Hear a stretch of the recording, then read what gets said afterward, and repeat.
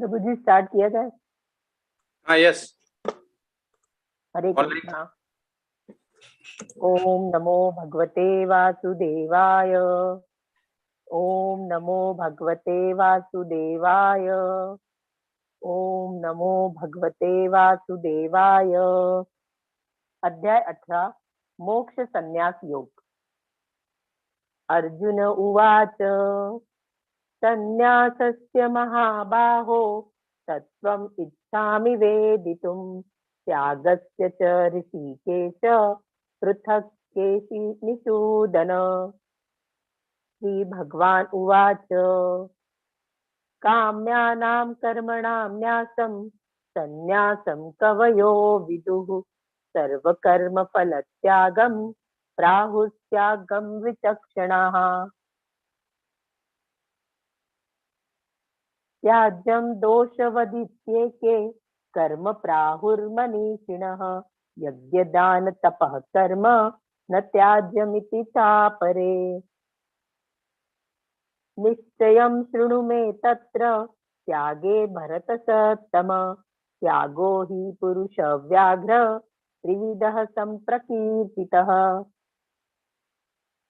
यज्ञदान तपः कर्म न त्याज्यं कार्यमेव तत् यज्ञो दानं तपश्चैव पावनानि मनीषिणाम्। एतान्यपि तु कर्माणि सङ्गं त्यक्त्वा फलानि च कर्तव्यानिति मे पार्थ निश्चितं मतमुत्तमम्। नियतस्य तु सन्न्यासः कर्मणो नोपपद्यते मोहात् तस्य परित्यागस्तामसः परिकीर्तितः। दुःखमित्येव यत्कर्म कायक्लेशभयात् त्यजेत् स कृत्वा राजसं त्यागं नैवं त्यागफलं लभेत्। कार्यमित्येव यत्कर्म नियतं क्रियते अर्जुन सङ्गं त्यक्त्वा फलं चैव स त्यागः सात्विको मतः। न द्वेष्य कुशलं कर्म कुशलेनानुसज्जते त्यागी सत्त्वसमाविष्टो मेधावी छिन्न संशयः। न हि देहभृता शक्यं त्यक्तुं कर्माण्यशेषतः यस्तु कर्मफलत्यागी स त्यागीत्यभिधीयते। अनिष्टमिष्टं मिश्रं च त्रिविधं कर्मणः फलं भवत्यत्यागिनां प्रेत्य न तु सन्न्यासिनां क्वचित्। पञ्चैतानि महाबाहो कारणानि निबोध मे सांख्ये कृतान्ते प्रोक्तानि सिद्धये सर्वकर्मणाम्। अधिष्ठानं तथा कर्ता करणं च पृथग्विधं विविधाश्च पृथक् चेष्टा दैवं चैवात्र पंचमम्। शरीरवाङ्मनोभिर्य कर्म प्रारभते नरः न्याय्यं वा विपरीतं वा पञ्चैते तस्य हेतवः। तत्रैवं सति कर्तारम् आत्मानं केवलं तु यः पश्यत्कृत बुद्धित्वान् स पश्यति दुर्मतिः।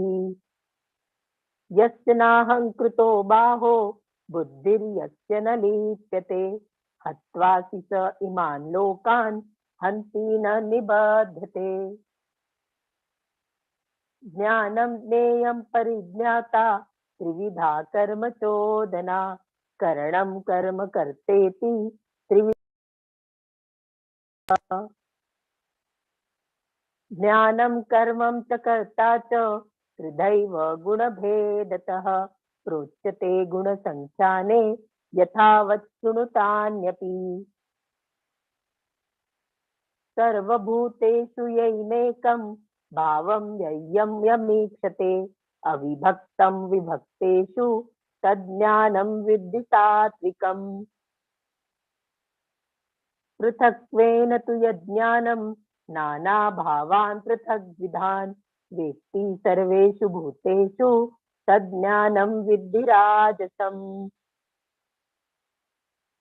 यत्तु कृष्णवत् एकस्मिन् कार्ये सक्तम् अहेतुकम् अतत्त्वददाल्पालं तत्तामसमुदाहृतम्।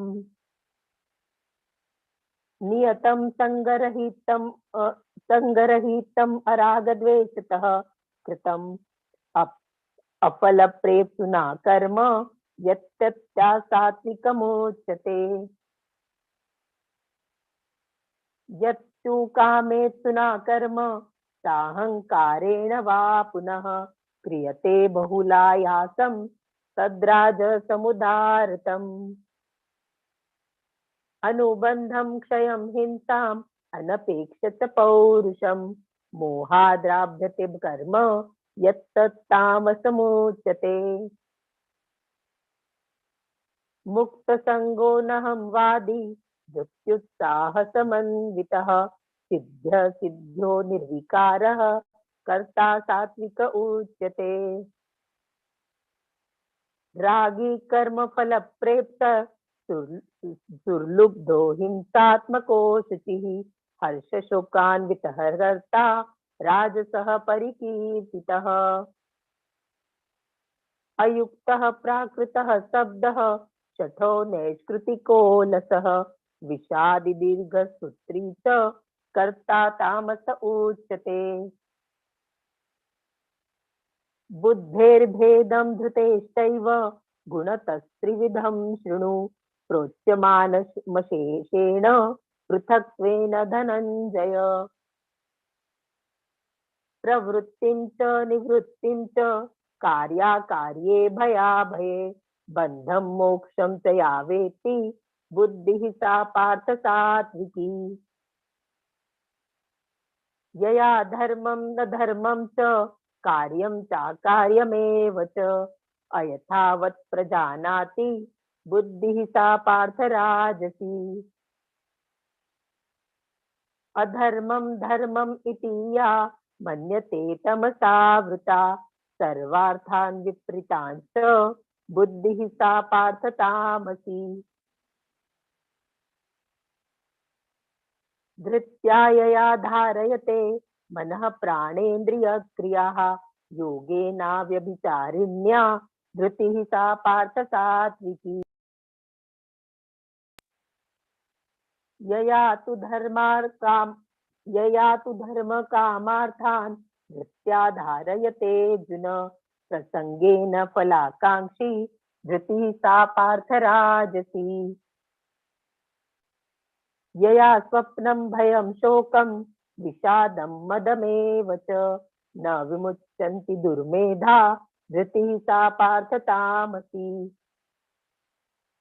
सुखं त्विदानीं त्रिविधं शृणु मे भरतर्षभ अभ्यासाद्रमते यत्र दुःखान्तं च निगच्छति। यतदग्रे विषमिव परिणामे मृतोपमम् तत्सुखं सात्विकं प्रोक्तम् आत्मबुद्धि प्रसादजम्। विषये इन्द्रिय संयोग आद्यतग्रे मृतोपमम् परिणामे विषवीव तत्सुखं राजसं स्मृतम्। यदग्रे चानुबन्धे च सुखं मोहन आत्मनः निद्रालस्य प्रमादोत्थं तत्तामसमुदाहृतम्। न तदस्ति पृथ्व्यां वा दिवि देवेषु वा पुनः सत्त्वं प्रकृतिर्जैर्मुक्तं यदेभिः स्यात्रिभिर्गुणैः। ब्राह्मण क्षत्रिया वीशां शूद्राणां च परन्तप कर्माणि प्रविधितानि स्वभाव प्रभवैर्गुणैः। शमोदं तपः शौचं क्षान्तिराजर्वमेव च ज्ञानं विज्ञानमास्तिक्यं ब्रह्म कर्म स्वभावजम्। शौर्यं तेजो धृतिर्द्याक्षं युद्धे चाप्यपलायनं दानमीश्वर भावश्च क्षात्रं कर्म स्वभावजम् कृषि गोरक्ष्य वाणिज्यं वैश्य कर्म स्वभावजम् परिचर्यात्मकं कर्म शूद्रस्यापि स्वभावजम् स्वे स्वे कर्मण्यभिरतः संसिद्धि लभते नरः स्वकर्म निरतः सिद्धिं यथा विन्दति तत् शृणु यत्तः प्रवृत्तिर्भूतानां येन सर्वमिदं ततं स्वकर्मणा तमभ्यर्च्य सिद्धिं विन्दति मानवः श्रेयान् स्वधर्मो विगुणः परधर्मात् स्वनुष्ठितात् स्वभावनियतं कर्म कुर्वान् नाप्नोति किल्बिषम् सहजं कर्म कौन्तेय सदोषमपि न त्यजेत् सर्वारम्भा हि दोषेण धूमेनाग्निदिवावृताः असक्तबुद्धिः सर्वत्र जितात्मा विगतस्पृहः नैष्कर्म्य सिद्धिं परमां संन्यासेनाधिगच्छति सिद्धिं प्राप्तो यथा ब्रह्म तथाप्नोति निबोध मे समासेनैव कौन्तेय निष्ठा ज्ञानस्य या परा बुद्ध्या विशुद्ध्या युक्तो धृत्यात्मानं नियम्य च शब्दादीन् विषयान् त्यक्त्वा रागद्वेषौ व्युदस्य च विविक्तसेवी लघ्वासी यत्वा काकाय मानसः ध्यानयोगपरो नित्यं वैराग्यं समुपाश्रितः अहंकारं बलं दर्पं कामं क्रोधं परिग्रहं विमुच्य निर्ममः शांतो ब्रह्मभूयाय कल्पते ब्रह्मभूतः प्रसन्नात्मा न शोचति न कांक्षति समः सर्वेषु भूतेषु मद्भक्तिं लभते पराम् भक्त्या मामभिजानाति यावान्यश्चास्मि तत्त्वतः ततो मां तत्त्वतो ज्ञात्वा विशते तदनन्तरम् सर्वकर्माण्यपि सदा कुर्वाणो मदव्यपाश्रयः मत्प्रसादाद्वाप्नोति शाश्वतं पदमव्ययम् चेतसा सर्वकर्माणि मयि सन्न्यस्य मत्परः बुद्धियोगम् उपाश्रित्य मञ्चितः सततं भवः मच्चितः सर्वदुर्गाणि मत्प्रसादात् तरिष्यसि अथ चेत्त्वमहङ्कारान् शोष्यसि विनगङ्क्षसि यद् अहङ्कारमाश्रित्य न योच्य इति मान्यसे मिथ्यैष व्यवस्याते प्रकृति त्वां नियोक्ष्यति स्वभावजेन कौन्तेय निबद्धः स्वेन कर्मणा कर्तुं नेच्छसि यन्मोहात् कारस्य सर्वशोऽपि तत् ईश्वरः सर्वभूतानां हृद्देशेऽर्जुन तिष्ठति भ्रामयन् सर्वभूतानि यन्त्रारूढानि मायया तमेव शरणं गच्छ सर्वभावेन भारत तत्प्रसादात् परां शान्तिं स्थानं प्राप्स्यसि शाश्वतम् इति मे ज्ञानमाख्यातं गुह्याद् गुह्यतरं मया विमुश्रैतदशेषेण यथेच्छसि तथा कुरु सर्वगुह्यतमं भूयः शृणु मे परमं वचः इष्टोऽसि मे दृढमिति ततो वक्ष्यामि ते हितम् मन्मना भव मद्भक्तो मद्याजी मां नमस्कुरु मामे वैश्यसि सत्यं ते प्रतिजाने प्रियोऽसि मे सर्वधर्मान् परित्यज्य मामेकं शरणं व्रज अहं त्वां सर्वपापेभ्यो मोक्षयिष्यामि मा शुचः इदं ते नातपकास्य न भक्ताय कदाचन न चाशु शुश्रवे वाच्यं न च मां योऽभ्यसूयति। य इदं परमं गुह्यं मद्भक्तेष्वभिधास्यति भक्तिं मयि परां कृत्वा मामे वैष्यत्स संशयः। न च तस्मान् मनुष्येषु कश्चिन्मे प्रियकृत्तमः भविता न च मे तस्मान् अदन्य प्रियतरो भुवि। अद्येष्यते च इमं धर्मं संवादमावयोः ज्ञानयज्ञेन ते हामिन् इष्टः स्यामिति मे मतिः। श्रद्धावान् अनसूयश्च शृणुयादपि यो नरः सोऽपि मुक्तः शुभान् लोकान् प्राप्नुयात् पुण्यकर्मणाम्। कच्चिदेतच्छ्रुतं या पार्थ त्वयैकाग्रेण चेतसा कच्चित् ज्ञानसम्मोहः प्रणष्टस्ते धनञ्जय। अर्जुन उवाच नष्टो मोहः स्मृतिर्लब्धा त्वत्प्रसादान्मत्याच्युत स्थितोऽस्मि गतसन्देहः करिष्ये वचनं तव।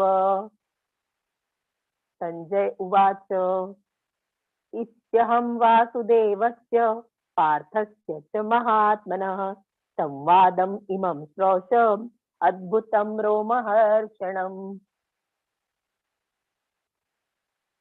व्यासप्रसादात् श्रुत्वात् एतद्गुह्यमहं परं योगं योगेश्वरात् कृष्णात् साक्षात् कथयतः स्वयं। राजन् संस्मृत्यं संवादम् इमम् अद्भुतं केशवार्जुनयोः पुण्यं हृष्यामि च मुहुर्मुहुः। तच्च संस्मृत्य रूपम् अत्यद्भुतहरं हरेः विस्मय मे महान् राजं हृष्यामि च पुनः पुनः। यत्र योगेश्वरः कृष्णो यत्र पार्थो धनुर्धरः तत्र श्रीविजयोर्भूतिर्ध्रुवा नीतिर्मतिर्मिमम्। हरे कृष्णा सभी को। प्रभु जी बहुत बहुत धन्यवाद मुझे इस सेवा का मौका देने के लिए और सभी भक्तों को धन्यवाद बहुत धैर्य पूर्वक सुनने के लिए। हरी बोल हरी बोल। हम तो धन्य हो गए माता जी आप जैसे श्लोक का रेसाइटेशन करके, क्योंकि एक नया है। पहले तो क्लास स्टार्ट होती थी और क्लास में इसमें ये ऐड कर दिया। अभी प्रभु जी पीएन माता प्रभु जी करेंगे, भजन करेंगे, तो ये तो सब कृष्णा कॉन्शियसनेस के लिए है। लोग इससे सीख भी रहे हैं, करेंगे भी और ज्यादा कृष्ण भावना भावित होंगे। तो हम तो आपके कृतज्ञ हैं। नहीं प्रभु जी, ये तो भगवान की सेवा है जो भगवान ने मौका दिया और आपने उसके लिए प्रोत्साहित किया, इसलिए बहुत बहुत धन्यवाद। हरी बोल माता, हरी बोल। प्रभु जी हरी बोल। प्रभु जी के वो अगर नहीं आते हम लोगों का जिंदगी में तो कुछ और ही जिंदगी जी रहे होते प्रभु जी। बहुत सही है प्रभु जी, बिल्कुल सही। प्रभु जी करिए। आपको बताऊं, आज जब हमारा सुबह खत्म हुआ उसके बाद एक अजीब सा फीलिंग हो रहा था, मतलब पता नहीं, वो कह नहीं सकते शब्दों में, बहुत ही अजीब सा फीलिंग हो रहा था। हाँ, अभी हम लोग मिलेंगे लेवल 4 में। नहीं प्रभु जी, अभी तो भक्ति वृक्ष चलेगा ना अपना।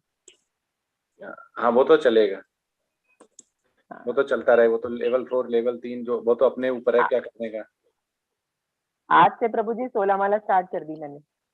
हाँ भगवान ने करवा ली, आज से करवा ली भगवान ने मेरे से।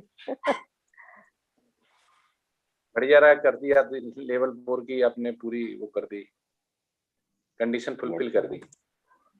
यस प्रभु जी, भगवान ने करवा लिया कि बेटा आ जाओ, आगे भी सीखो। यस हरे कृष्ण माता जी। हरे कृष्ण। हाँ यस प्रभु जी करिए। हरे कृष्ण प्रभु जी। आवाज कम आ रही, आवाज बढ़ाइए। हरे कृष्णा। ये भजो हूँ रे मन, वो भजन आज करेंगे प्रभु जी। ठीक है, ठीक है। उसको थोड़ा सा ये करिएगा। ओम अज्ञानतिमिरान्धस्य ज्ञानाञ्जनशलाकया चक्षुरुन्मीलितं येन तस्मै श्रीगुरुवे नमः। नमो ॐ विष्णुपदाय कृष्णपृष्ठाय भूतले श्रीमते भक्तिवेदान्त स्वामिनीति नामिने। नमो ॐ विष्णुपदाय कृष्णपृष्ठाय भूतले श्रीमते जय पताका स्वामिनीति नामिने। नमस्ते सरस्वती देवे गौरवाणी प्रचारिणे निर्विशेष शून्यवादी पाश्चात्य देशे तारिणे। जय श्री कृष्ण चैतन्य प्रभु नित्यानंद श्री अद्वैत गदाधर श्रीवासादि गौर भक्त वृंद। हरे कृष्णा। भजहु रे मन श्री नंदनंदना अभय चरनार बिंद रे। भजहु रे मन श्री नंदनंदना अभय चरनार बिंद रे। दुर्लभ मानव जन्म सत्संगे तर होए भव सिंधुरे। भजहु रे मन श्री नंदनंदना अभय चरनार बिंद रे। शीत आतप बात बरिशन ए दिन जामिनी जागिरे। शीत आतप बात बरिशना ए दिन जामिनी जागिरे। विफले से बिनु कृपन दुरजना विफले से बिनु कृपन दुरजना चपल सुखल लागिरे। चपल सुखल लागिरे। ए धन जौवन पुत्र परिजन इथे किया छे परतीति रे। ए धन जौवन पुत्र परिजन इथे किया छे परतीति रे। कमल दल जल जीवन टलमल कमल दल जल जीवन टलमल भजहु हरिपद नीति रे। श्रवण कीर्तन स्मरण वंदन पाद सेवन दास्य रे। श्रवण कीर्तन स्मरण वंदन पाद सेवन दास्य रे। पूजन सखी जन आत्मा निवेदन पूजन सखी जन आत्मा निवेदन गोविंद दास अभिलाष रे। भजहु रे मन श्री नंदनंदन अभय चरनार बिंद रे। हरे कृष्णा कृष्ण कृष्ण हरे हरे हरे राम राम राम हरे हरे। हरे कृष्णा कृष्ण कृष्ण हरे हरे हरे राम राम राम हरे हरे। भजहु रे मन श्री नंदनंदन अभय चरनार बिंद रे। हरे कृष्ण प्रभु जी। हरे कृष्ण। हरे कृष्णा। बहुत सुंदर प्रभु जी, बहुत सुंदर। अभी 3 मिनट हैं। कोई माता प्रभु लोग कृष्ण महामंत्र अगर जप करना चाहते हैं तो अपनी सेवा दे सकते हैं, हैंड रेज करें। पल्ली श्री माता जी, डॉक्टर राधा वर्मा, ठीक है। पहले डॉक्टर राधा वर्मा को करते हैं। पल्ली श्री माता जी पहले सेवा दे चुकी हैं। हरे कृष्णा प्रभु जी। हरे कृष्णा। हरे कृष्णा कृष्ण कृष्ण हरे हरे, हरे राम राम राम हरे हरे। हरे कृष्णा कृष्ण कृष्ण हरे हरे, हरे राम राम राम हरे हरे। हरे कृष्णा कृष्ण कृष्ण हरे हरे, हरे राम राम राम हरे हरे। हरे कृष्णा कृष्ण कृष्ण हरे हरे, हरे राम राम राम हरे हरे। हरे कृष्णा कृष्ण कृष्ण हरे हरे, हरे राम राम राम हरे हरे। हरे कृष्णा कृष्ण कृष्ण हरे हरे, हरे राम राम राम हरे हरे। हरे कृष्णा कृष्ण कृष्ण हरे हरे, हरे राम राम राम हरे हरे। हरे कृष्णा प्रभु। हरे कृष्णा। बहुत सुंदर, बहुत सुंदर माता जी, आपने सेवा दी और सीखा और कर रहे हैं बिल्कुल लय ताल के साथ। बहुत खुशी। हरे कृष्णा, हरि बोल। आज स्टार्ट करते हैं हम अपना लास्ट, और बहुत सुंदर भगवान ने जो इसमें एक्सप्लेन किया है, जिसको अगर आप समझ लेंगे तो आपका, जिसको बोलते हैं, नैया पार लग जाएगी भगवत धाम जाने की। क्योंकि ये चैप्टर 18 है, और जब लास्ट होता है किसी का, तो कोई भी हुआ, चाहे मनुष्य हुआ, चाहे वो देवता हुआ, और भगवान खुद हुए, तो पूरा ही उसमें अब ज्ञान दे देते हैं वो, क्योंकि उसके बाद तो कुछ होता नहीं बताने के लिए। तो जो भी कुछ बचा हुआ है वो सारा बता देते। तो बहुत सुंदर है, तो इसको आज हम समझेंगे। ओम नमो भगवते वासुदेवाय, ओम नमो भगवते वासुदेवाय, ओम नमो भगवते वासुदेवाय। ओम अज्ञान तिम्रांधस्य ज्ञान जन शलाकया चक्षुरुन्मीलितं येन तस्मै श्री गुरुवे नमः।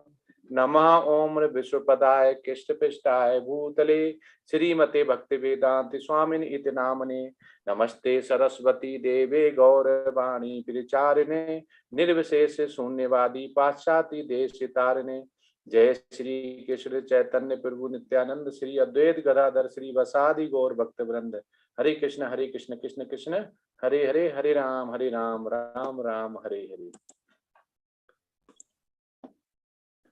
तो कोई अभी सारे लोग आ चुके हैं, तो कोई ये बताएगा कि जो मोक्ष संन्यास योग, संन्यास की सिद्धि, जब चैप्टर 17 तक भगवान ने सब कुछ बता दिया, गीता समझो कि एंड ही हो गई थी, खत्म हो गई थी, फिर चैप्टर 18 को बताने की क्या जरूरत थी, आगे गीता बताने की क्या जरूरत थी? कोई बताएगा कि चैप्टर 18 में ऐसा क्या है?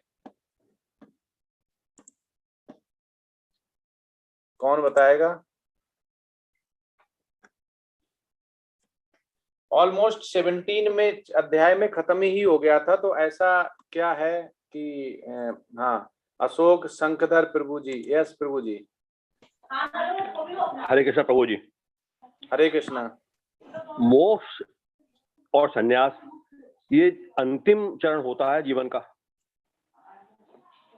तो इसलिए मोक्ष संन्यास तो पहले ही बता चुके प्रभु। हम ये कह रहे हैं कि 17 तक सब कुछ बता दिया, ऐसा क्या नया इसमें मिलेगा? ऐसे नया तो कुछ नहीं मिलेगा, तो 18 चैप्टर क्यों दिया गया, ये मैं पूछना चाह रहा हूँ। क्या 17 तक खत्म हो गई थी? पूरे 17 चैप्टर का सारांश और संहार है, इसलिए। हाँ, ये आंसर हुआ ना प्रभु जी। अब पहले मोक्ष भक्ति में अब आप बता रहे तो वो तो बहुत बड़ा फिर हो जाएगा, फिर उसको डिटेल।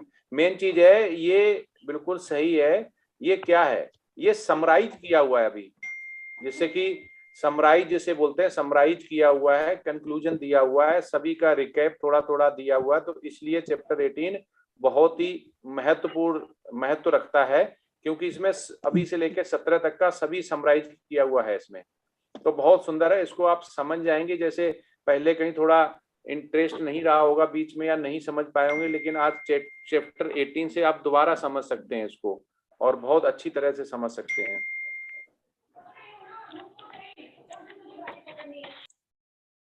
ठीक है, हरे कृष्णा। अब स्टार्ट करते हैं। मोक्ष संन्यास योग, संन्यास की सिद्धियां। तो ये कोई बताएगा संन्यास शब्द है, सन्यासी किसे कहते हैं? कोई बताएगा सन्यासी किसे कहते हैं? वो गीता वाली डेफिनेशन बताना। मीरा अग्रवाल माता जी, यस।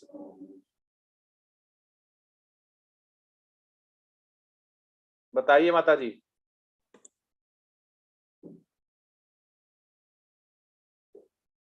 मीरा माता जी अनम्यूट करिए अपने आप को। हेलो। हाँ, यस।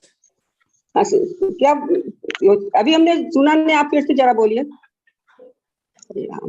आपने हैंड रेज कर दिया, ये नहीं पता चला क्या बोला है? अरे वो वहां चले गए जरा सोच के हम। सिद्धि, माफ करिएगा गुरु जी। बड़ा बुरा हाल है। आप कह रहे हम चले गए और कह रहे हाथ उठा दिया ये, और क्या पूछ रहे ये नहीं पता है, तो क्या बताएंगे? सन्यासी किसे कहते हैं? सन्यासी, सन्यास क्या होता है?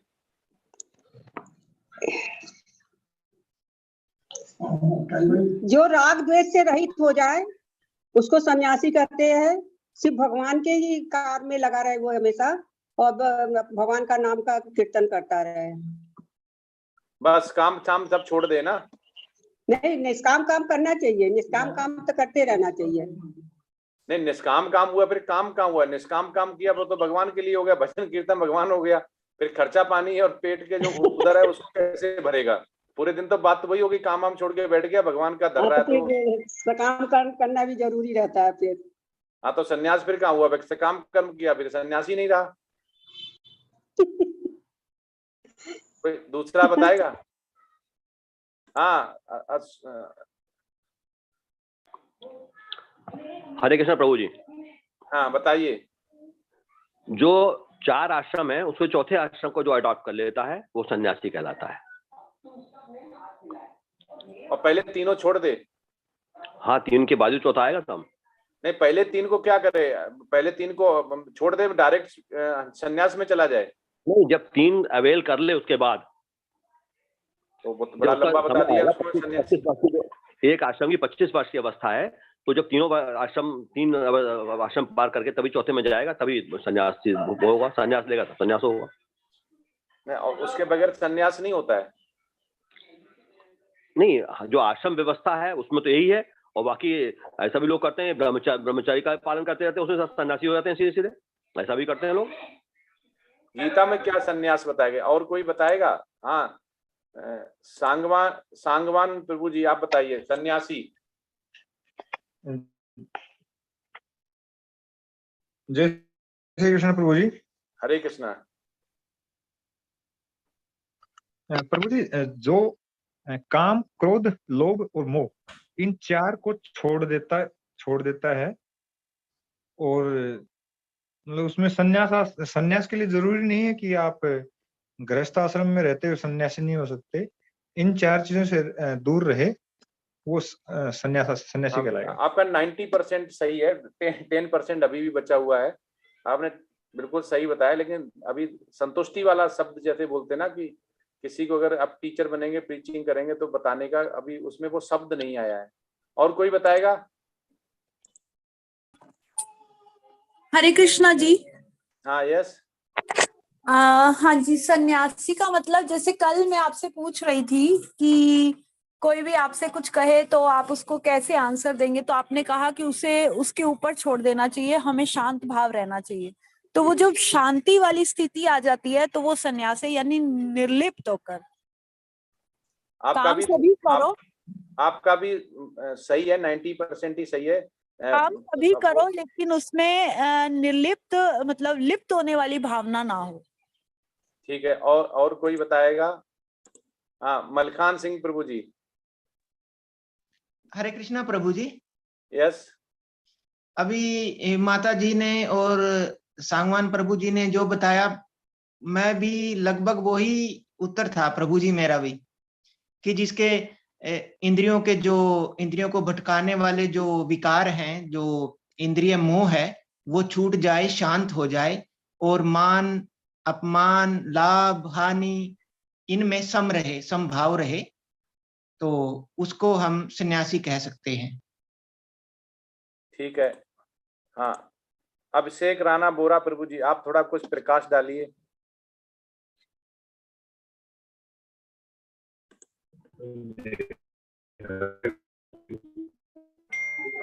हरे कृष्णा। हरे कृष्णा जी जी, हरे कृष्ण प्रभु जी। जी, जिन्हें इंद्र विषय भोग से विरक्ति हो गई है उसे ही सन्यासी कह सकते हैं। हाँ, आपका भी सही है। हाँ, आपका भी सही है। सुनाए प्रभु? हाँ, अनुपमा माता जी। हरे कृष्ण प्रभु जी। सभी प्रभु जी, मेरा भी आंसर वैसा ही है कि जैसे संसार में रहते हुए पर हमें किसी भौतिक आवश्यकताओं के प्रति लिप्त नहीं होना, तो अपनी इंद्रियों पे कंट्रोल रखना है, वही सन्यासी है। यस। अब और पूछते हैं, प्रतिभा वर्मा माता जी। हाँ जी, नमस्कार प्रभु जी। नमस्कार। मेरा मानना है, मनुष्य में जो 5 वृत्तियां हैं, काम, क्रोध, लोभ, मोह, अहंकार, सर्वप्रथम जो इनका त्याग कर दे, और दूसरी बात कि वो किसी भी जीवन में जो भी चीजें आती हैं उसमें वो समभाव में रहे, दुख में वो दुखी ना रहे, सुख को पाके वो बहुत ज्यादा उत्तेजित ना हो, उसमें भी वो शांत रहे, और सभी जीव जंतुओं जितने भी हैं हमारी पृथ्वी पे, सब में भगवान को, आत्मा को समझे, कि जैसे एक मनुष्य के शरीर में आत्मा होती है, वैसे एक चींटी के शरीर में भी आत्मा है, और हम सब बराबर हैं। और तीसरा कि ये जो मनुष्य जीवन मिला है उसको पूर्णतः ईश्वर के प्रति समर्पित करें, क्योंकि ये मनुष्य जीवन ही ऐसा जीवन है, मनुष्य पृथ्वी पर जितनी भी योनियां हैं अभी तक 33,000, मुझे पूरा ये ध्यान नहीं है संख्या इसकी, जितनी भी योनियां हैं उसमें से मनुष्य योनि ही सबसे उत्तम योनि है, जिसके ये ईश्वर को प्राप्त करने के लिए यही एकमात्र योनि है जिसके सहारे हम ये जन्म मृत्यु का बंधन त्याग करके हम ईश्वर की शरण में जा सकते हैं। क्योंकि कोई जानवर वो ईश्वर की भक्ति नहीं कर सकता, लेकिन एक मनुष्य ही है जो अपने आप को ईश्वर के प्रति अपनी बुद्धि से, अपनी चेतना से समर्पित कर सकता है। और जो भी मनुष्य इस चीज को प्राप्त करता है वो सन्यासी होता है मेरे हिसाब से, प्रभु जी, जितना मैं समझ पाई। ठीक माता जी, सभी का ऑलमोस्ट ठीक था, पर इसको बड़ा संक्षेप में जैसे बोलना चाहें तो 2 शब्द में ये बोल सकते हैं कि जो अपने कर्म फल की आकांक्षा होती है, आकांक्षा से किए गए कर्म का त्याग कर दे, उसको कर्म फल की इच्छा नहीं होनी चाहिए, और आध्यात्मिक के लिए जो कर्म करता है उनका कभी परित्याग नहीं करना चाहिए। इसको ही सन्यासी बोलते हैं, जो गीता में बोला गया है। हमें कोई भी जो कर्म करते हैं उसकी फल की इच्छा नहीं करनी चाहिए भौतिक के लिए जितने करते हैं, लेकिन आध्यात्म में अगर ज्ञान प्राप्त हो तो उनका ऐसे कर्म जिससे कि ज्ञान प्राप्त हो, भगवान की भक्ति बढ़े, उसका कभी परित्याग नहीं करना चाहिए। दोनों फर्क है। आध्यात्म का परित्याग नहीं करना है, उसमें फल की इच्छा नहीं करनी है। तो अगर ऐसा कोई करता है, वो चाहे किसी भी अवस्था में हो, तो वो सन्यास की सिद्धि कहलाता है। 18.1 अर्जुन उवाच सन्यासस्य महाबाहो तत्त्वमिच्छामि वेदितुम् त्यागस्य च ऋषिकेश पृथक् केशिनिषूदन। अर्जुन ने कहा, हे महाबाहु, मैं त्याग का उद्देश्य जानने का इच्छुक हूँ, और हे केशिनिषूदन, हे ऋषिकेश, मैं त्याग में जीवन संन्यास आश्रम का भी उद्देश्य जानना चाहता हूँ। तो अर्जुन अब यहाँ पे पूछ रहे हैं, मैं त्याग का उद्देश्य जानने का इच्छुक। वो कह रहे उद्देश्य क्या होता है? त्याग तो करते हैं, पर उसका उद्देश्य क्या होता है? तो अगर ये देखें कि अगर वो यहाँ पे पूछ रहे, जो हमने बोला कि चैप्टर 17 और 18 का अगर देखा जाए तो क्या संबंध है, तो वास्तव में अगर देखा जाए तो गीता जो है, भगवत गीता, वो 17 अध्यायों में ही समाप्त हो जाती है। तो इस अध्याय में अगर देखा जाए तो ज्ञान के परम जो बोला गुहम मार्ग के रूप में इसका संक्षेप में बताया गया है। और प्रथम जो 6 अध्याय थे उसमें आपने देखा कि उसको कैसे कर्म योग, उसके बाद जो मध्य के हैं उसमें भक्ति योग, और लास्ट के 6 अध्याय हैं उसमें ज्ञान योग पर बल दिया गया है। योगी नाम सर्वेशाम, ये बोला जाता है कि योगी नाम सर्वेशाम। तो ये जो योगी होता है वो जो कि प्रकृति के जितने भी कार्य करता है योगी, वो हमेशा जो मनुष्य के जो यहाँ पे होता है उसको उच्चतम गति में ले जाने के लिए, जिससे कि वो प्रगति कर पाए और मनुष्य के प्रकृति में चेंज लाए, तो वो योगी ऐसा काम करता है। क्योंकि योगी के पास क्या होता है कि शास्त्र वेद की नॉलेज होती है। तो वो अगर किसी समाज में जाता है, जैसे महात्मा बुद्ध जहां जहां भी जाते थे वहां पापे ज्ञान का वो फैलाते थे, क्योंकि ज्ञान उन्हें पता चलता था तो लोग उसको एक्सेप्ट करते थे। तो देखो पूरे वर्ल्ड में, चाइना में, उधर कहीं पे भी जाएंगे तो ऐसे ही श्री प्रभुपाद जब गए तो उन्होंने पूरे वर्ल्ड में ज्ञान फैलाया, क्योंकि मूड एंड मिशन था। तो जो ऐसे कार्य करता है जो कि प्राकृतिक नहीं होते हैं, आध्यात्म के लिए किए जाते हैं, तो लोगों का क्या होता है, प्रगति होती है, कृष्ण भावना भावित होते हैं, जुड़ते हैं। तो वो यहीं पे कहना चाह रहे कि ऐसा क्या है कि मैं त्याग में जीवन संन्यास आश्रम का भी उद्देश्य जानना चाहता हूँ, संन्यास आश्रम का, कि इसका उद्देश्य क्या है। 18.2 भगवान उवाच काम्या नाम कर्माणाम न्यासम संन्यासम कबो विदुह सर्व कर्म फल त्यागम प्राहुस्त त्यागम विचक्षणा। भगवान ने कहा भौतिक इच्छा पर आधारित कर्मों के प्रत्याग को विद्वान लोग संन्यास कहते हैं। देखो इसमें आ गया जो अभी बताया था, आप लोगों ने बहुत थोड़ा डिटेल बता दिया, मैं सिंपल बोल दिया कि भौतिक इच्छा पर आधारित कर्मों के परित्याग को विद्वान लोग संन्यास कहते हैं, और समस्त कर्मों के फल त्याग को बुद्धिमान लोग त्याग कहते हैं। तो ये संन्यास और त्याग है। तो हम गृहस्थ जीवन में भी भौतिक इच्छा पर आधारित कर्मों के परित्याग, भौतिक इच्छा पर जितने भी कर्म होते हैं उनको परित्याग कर देना चाहिए, ऐसा विद्वान वेद शास्त्र में लिखा हुआ बोलते हैं। और समस्त जितने भी कर्म करते हैं हम, उसमें फल त्याग को बुद्धिमान लोग त्याग कहते हैं। त्यागी हो गया अगर हमने फल की इच्छा नहीं की, क्योंकि हमने कुछ बेचा, उसमें इतने रुपए आने चाहिए, हमने उसको ये किया, हमने इतने रुपए आने चाहिए, अगर ऐसे करते रहे तो क्या करेंगे, हम त्याग नहीं कर पाएंगे। लेकिन अब कर्म कर रहे हैं और भगवान के भरोसे छोड़ रहे हैं और उसकी फल की इच्छा नहीं कर रहे हैं और उसको त्याग कर रहे हैं, तो उसको बोलते हैं बुद्धिमान लोग त्याग। 18.3 कुछ विद्वान घोषित करते हैं कि समस्त प्रकार के सकाम कर्मों को दोषपूर्ण समझकर त्याग देना चाहिए, किंतु अन्य विद्वान मानते हैं कि यज्ञ, दान तथा तपस्या के कर्मों को कभी नहीं त्यागना चाहिए। तो इससे क्या कह रहे हैं कि हम अगर किसी की प्रगति करने चाह रहे हैं, मनुष्य में किसी की प्रगति करने चाह रहे हैं, तो योगी हो गए, तो वो ऐसे यज्ञ और दान तपस्या के कभी कर्म नहीं त्यागना चाहिए। बोला कि कर्म त्याग दो, लेकिन ऐसे कर्म नहीं त्यागने चाहिए जो कि यज्ञ दान।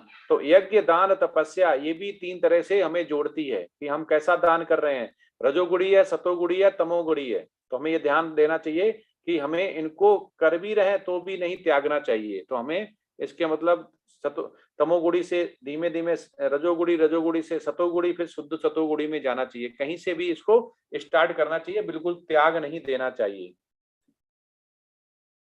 यज्ञ दान तपः कर्म नात्याज्यम कार्यमेव तत् यज्ञो दानम तपस्या विपाविनानि मनीषिणः। यज्ञ दान तथा तपस्या के कर्मों का कभी परित्याग नहीं करना चाहिए, उन्हें अवश्य संपन्न करना चाहिए। निसंदेह यज्ञ दान तथा तपस्या महात्माओं को भी शुद्ध बनाते हैं।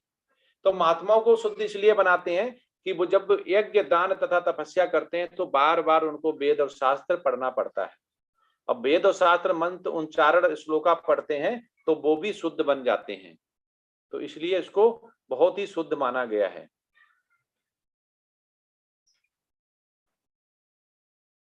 18.6 एतान पितु कर्माणि संग त्यक्त्वा फलानि चः कर्तव्यानीत में पार्थ निश्चितम मतमुत्तमम्। इन सारे कार्यों को किसी प्रकार की आसक्ति या फल की आशा के बिना संपन्न करना चाहिए। हे प्रथापुत्र, इन्हें कर्तव्य मानकर संपन्न किया जाना चाहिए, यही मेरा अंतिम मत है। वो कह रहे सारे कार्यों को किसी प्रकार की आसक्ति या फल की आशा के बिना, कोई आसक्ति नहीं होना चाहिए। तो देखिए एक जो पिक्चर में दिखाया गया है कि एक दो लोग हैं, एक बकरी के बच्चे को बचा रहे हैं। अब इसमें तीन चीजें हो सकती हैं। बकरी के बच्चे को बचा रहे हैं, हो सकता है कि बकरी बच्चे को वो खा लें, एक पहला हो गया। दूसरा हो सकता है वो बेच दें, ठीक है। तीसरा हो सकता है कि वो उसको उसके मालिक के पास पहुंचा दें, जीवन रक्षक किया।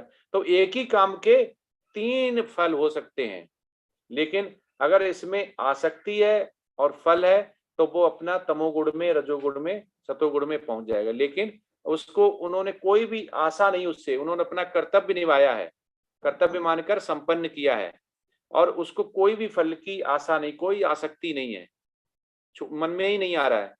तो ऐसे अगर कोई कार्य संपन्न करता है तो उसको वो कह रहे हैं कि हम एक्सेप्ट करते हैं, ऐसे कार्यों को भगवान एक्सेप्ट करते हैं, इनका त्याग नहीं करना चाहिए, परित्याग नहीं करना चाहिए और आसक्ति या फल की आशा नहीं करनी चाहिए। 18.13 हे महाभाव अर्जुन, वेदांत के अनुसार समस्त कर्मों की पूर्ति के लिए 5 कारण है। अब तुम्हें इन्हें मुझसे सुनो। कर्म का स्थान, कर्ता, विभिन्न इंद्रियां, चेष्टाएं तथा परमात्मा, ये 5 कर्म के कारण है। तो आप समझ सकते हो कर्म का स्थान कि कैसा है, ठीक, कर्ता कौन है, विभिन्न इंद्रियां क्या है, चेष्टाएं तथा परमात्मा, ये 5 ही मेन कारण हैं। तो ये कर्म के कारण बताए गए हैं, ठीक है। अब इसमें जैसे ये पिक्चर में देख सकते हैं कि एक इंजीनियर है, वो क्या सोचता है कि यहाँ पे अपना पूरा आर्किटेक्चर लगा के बोलता है कि यहाँ पे बिल्डिंग बनेगी, बिल्डिंग से फिर वो मॉल बनेगा, फैक्ट्री बनेगी, उसमें रोजगार मिलेगा, उसके बाद यहाँ पे बिजनेस होगा, वो बढ़ेगा। दूसरी तरफ आप सोच सकते हो कि एक मार्केट में कुछ भी आप बिजनेस करके सेल कर सकते हो और उसमें कुछ भी सोच सकते हो कि हम इसलिए कर रहे हैं कि भगवान के चरणों में चढ़ाएंगे, भगवान के लिए ले जा रहे हैं।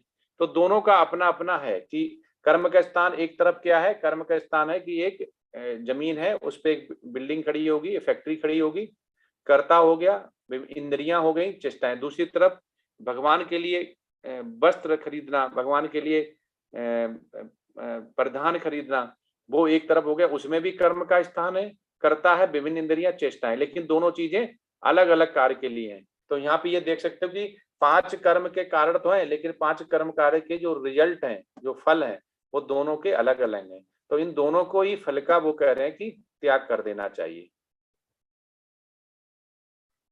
18.16 अतएव जो इन 5 कारणों को ना मानकर अपने आप को ही एकमात्र कर्ता मानता है, वह निश्चय ही बहुत बुद्धिमान नहीं होता और वस्तुओं को सही रूप में नहीं देखता। वो कह रहे जैसे ये बताया गया, अगर वो ऐसा नहीं करता है तो वो बहुत बुद्धिमान नहीं होता है, वो बहुत आगे नहीं जा सकता है और वस्तुओं को सही रूप में नहीं देखता, उससे मतलब गलती होने के चांस रहते हैं। 18.18 ज्ञान, ज्ञेय तथा ज्ञाता, ये तीनों कर्म को प्रेरणा देने वाले कारण हैं। इंद्रियां कारण, कर्म तथा कर्ता, ये 3 कर्म के संगठक हैं। अब इसमें ये आता कि ये समझा सकते हैं कि ज्ञान, ज्ञेय तथा ज्ञाता क्या होता है। अब ज्ञान किसको बोलेंगे, ज्ञेय किसको बोलेंगे और ज्ञाता किसको बोलेंगे, तो कोई बताएगा, कोई है डिवोटी जो इन तीनों को समझा पाए, ज्ञान क्या है, ज्ञेय तथा ये बॉल है, बॉल के हिसाब से ही बता सकता है। आप बताइए कौन बताएगा? प्रतिभा, ये पहले से हाथ उठे हुए कि अभी उठे हैं?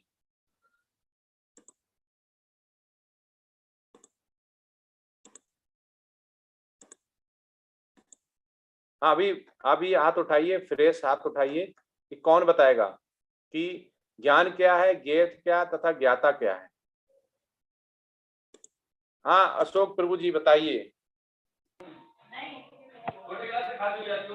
जो करने का जो ज्ञान प्राप्त करता है वो तो ज्ञानी ज्ञाता हो गया, और जिसको प्राप्त किया, जिसके द्वारा प्राप्त किया वो ज्ञेय हो गया, और जो प्राप्त हुआ ये ज्ञान, जो ज्ञान है, जो उसका पता करना, ये काम किया, ये प्राप्त किया, ये ज्ञान है। ज्ञान, ज्ञेय तथा ज्ञान क्या हो गया? ज्ञान पहले बताइए। ज्ञान जिस किसी चीज की वस्तु का के विषय में उसका पता होना, ये ज्ञान है। ठीक है। ज्ञेय क्या है? ज्ञेय वो है जिसको पता किया जाए। ठीक है। ज्ञाता क्या है? ज्ञाता वो है जो ज्ञेय को धारण कर रहा है। जो ज्ञेय को प्राप्त कर रहा है वो ज्ञाता है, जो ज्ञान को प्राप्त कर रहा है वो ज्ञाता है। ठीक है प्रभु जी, बिल्कुल सही है। इसको थोड़ा सिंपल कर देते हैं। ये जैसे ये बॉल है, ठीक है, ये गेंद है, इस बॉल को अगर हम, बॉल का ज्ञान है, ठीक है, कि बॉल है और इसका पूरा ज्ञान है कि भाई किस लिए खेली जाती है, कैसे करेंगे, इससे चोट नहीं लगी, ऐसे मारेंगे, तो ये हो गया ज्ञान कि ठीक है, बॉल का ज्ञान, ये हो गया ज्ञान। उसके बाद जानने की वस्तु, ठीक है, जानने की वस्तु कि ये क्या है, जानने की वस्तु है क्योंकि मैंने इसे जाना है, ठीक है, तो ये ज्ञेयम हो गया। तथा ज्ञाता क्या हो गया कि जानने वाला, जिसने इसको जाना है वो ज्ञाता हो गया। तो प्रभु जी का बिल्कुल सही था। 18.19, 20, 21, 22 एक ही साथ है। तो प्रकृति के 3 गुणों के अनुसार ही ज्ञान, कर्म तथा कर्ता के 3 भेद हैं। अब तुम मुझसे इन्हें सुनो। अब बड़ा डिटेल में बता रहे हैं। 18.20, जिस ज्ञान से अनंत रूपों में विभक्त सारे जीवों में एक ही अभिव्यक्त आध्यात्मिक प्रकृति देखी जाती है, उसे ही तुम सात्विक जानो। वो कह रहे कि एक मनुष्य है जो कि ये देखता है कि चाहे जीव हो, चाहे वो पक्षी हो, कोई भी पशु हो, मनुष्य हो, बालक हो, स्त्री हो, पुरुष हो, सभी में क्या है, भगवान का ही अंश है। सभी में चेतना है, वो भगवान का ही अंश है, उसी में आत्मा परमात्मा है, उसको सभी को एक जैसा माने, तो वो सात्विक हो गया सर। उसके बाद जिस ज्ञान से कोई मनुष्य विभिन्न शरीरों में भिन्न भिन्न प्रकार का जीव देखता है, उसे तुम राजसी मानो। तो दूसरा हो गया कि जैसे कि ये अमीर स्त्री है, ये गरीब है, ये जानवर है, ये पक्षी है, ये काला है, ये गोरा है, ये उच्च जाति है, नीच जाति, ऐसा जो अगर भिन्न भिन्न करने लगे विभिन्न शरीरों में, तो उसके को मैं तुम राजसी जानो। 18.22, और वह ज्ञान जिससे मनुष्य किसी एक प्रकार के कार्य को जो अति तुच्छ है सब कुछ मानकर सत्य को जाने बिना उसमें लिप्त रहता है, वो तामसी कहा जाता है।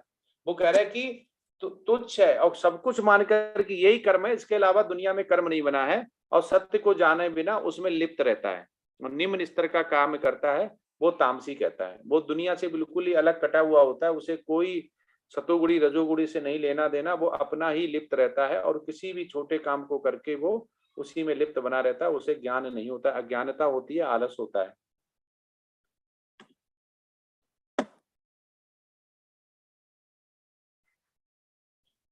प्रकृति के गुणों के आधार पर 3 प्रकार की क्रियाएं होती हैं। अब भगवान क्या बता रहे, जो कर्म नियमित हैं और जो आसक्ति, राग तथा द्वेष से रहित कर्म फल की चाह के बिना किया जाता है, वह सात्विक कहलाता है। अब वो कह रहे हैं कि जो 3 प्रकार की क्रियाएं हैं कि जो कर्म नियमित है, मतलब कर्म को त्याग नहीं करना, नियमित है, और जो आसक्ति, राग या द्वेष से, जिसमें आसक्ति नहीं हो, राग नहीं हो, द्वेष नहीं हो, इसके रहित कर्म फल की चाह के बिना किया जाता है, वह सात्विक कहलाता है। 18.24, लेकिन जो कार्य अपनी इच्छा पूर्ति के नियम प्रयास निमित्त प्रयास पूर्वक एवं मिथ्या अहंकार के भाव से किया जाता है, वह है रजोगुणी कहा जाता है, जिसमें कि मिथ्या अहंकार आ जाता भाव, हम बहुत अमीर हैं, हमसे अमीर कोई नहीं है, इस एरिया में नहीं है, हमारे पास नौकर चाकर बंगला गाड़ी है, हम इतना पैसा कमाते हैं, हम इतना कमाएंगे, जब ऐसा रहता है तो वो क्या होता है, वो रजोगुणी हो जाता है।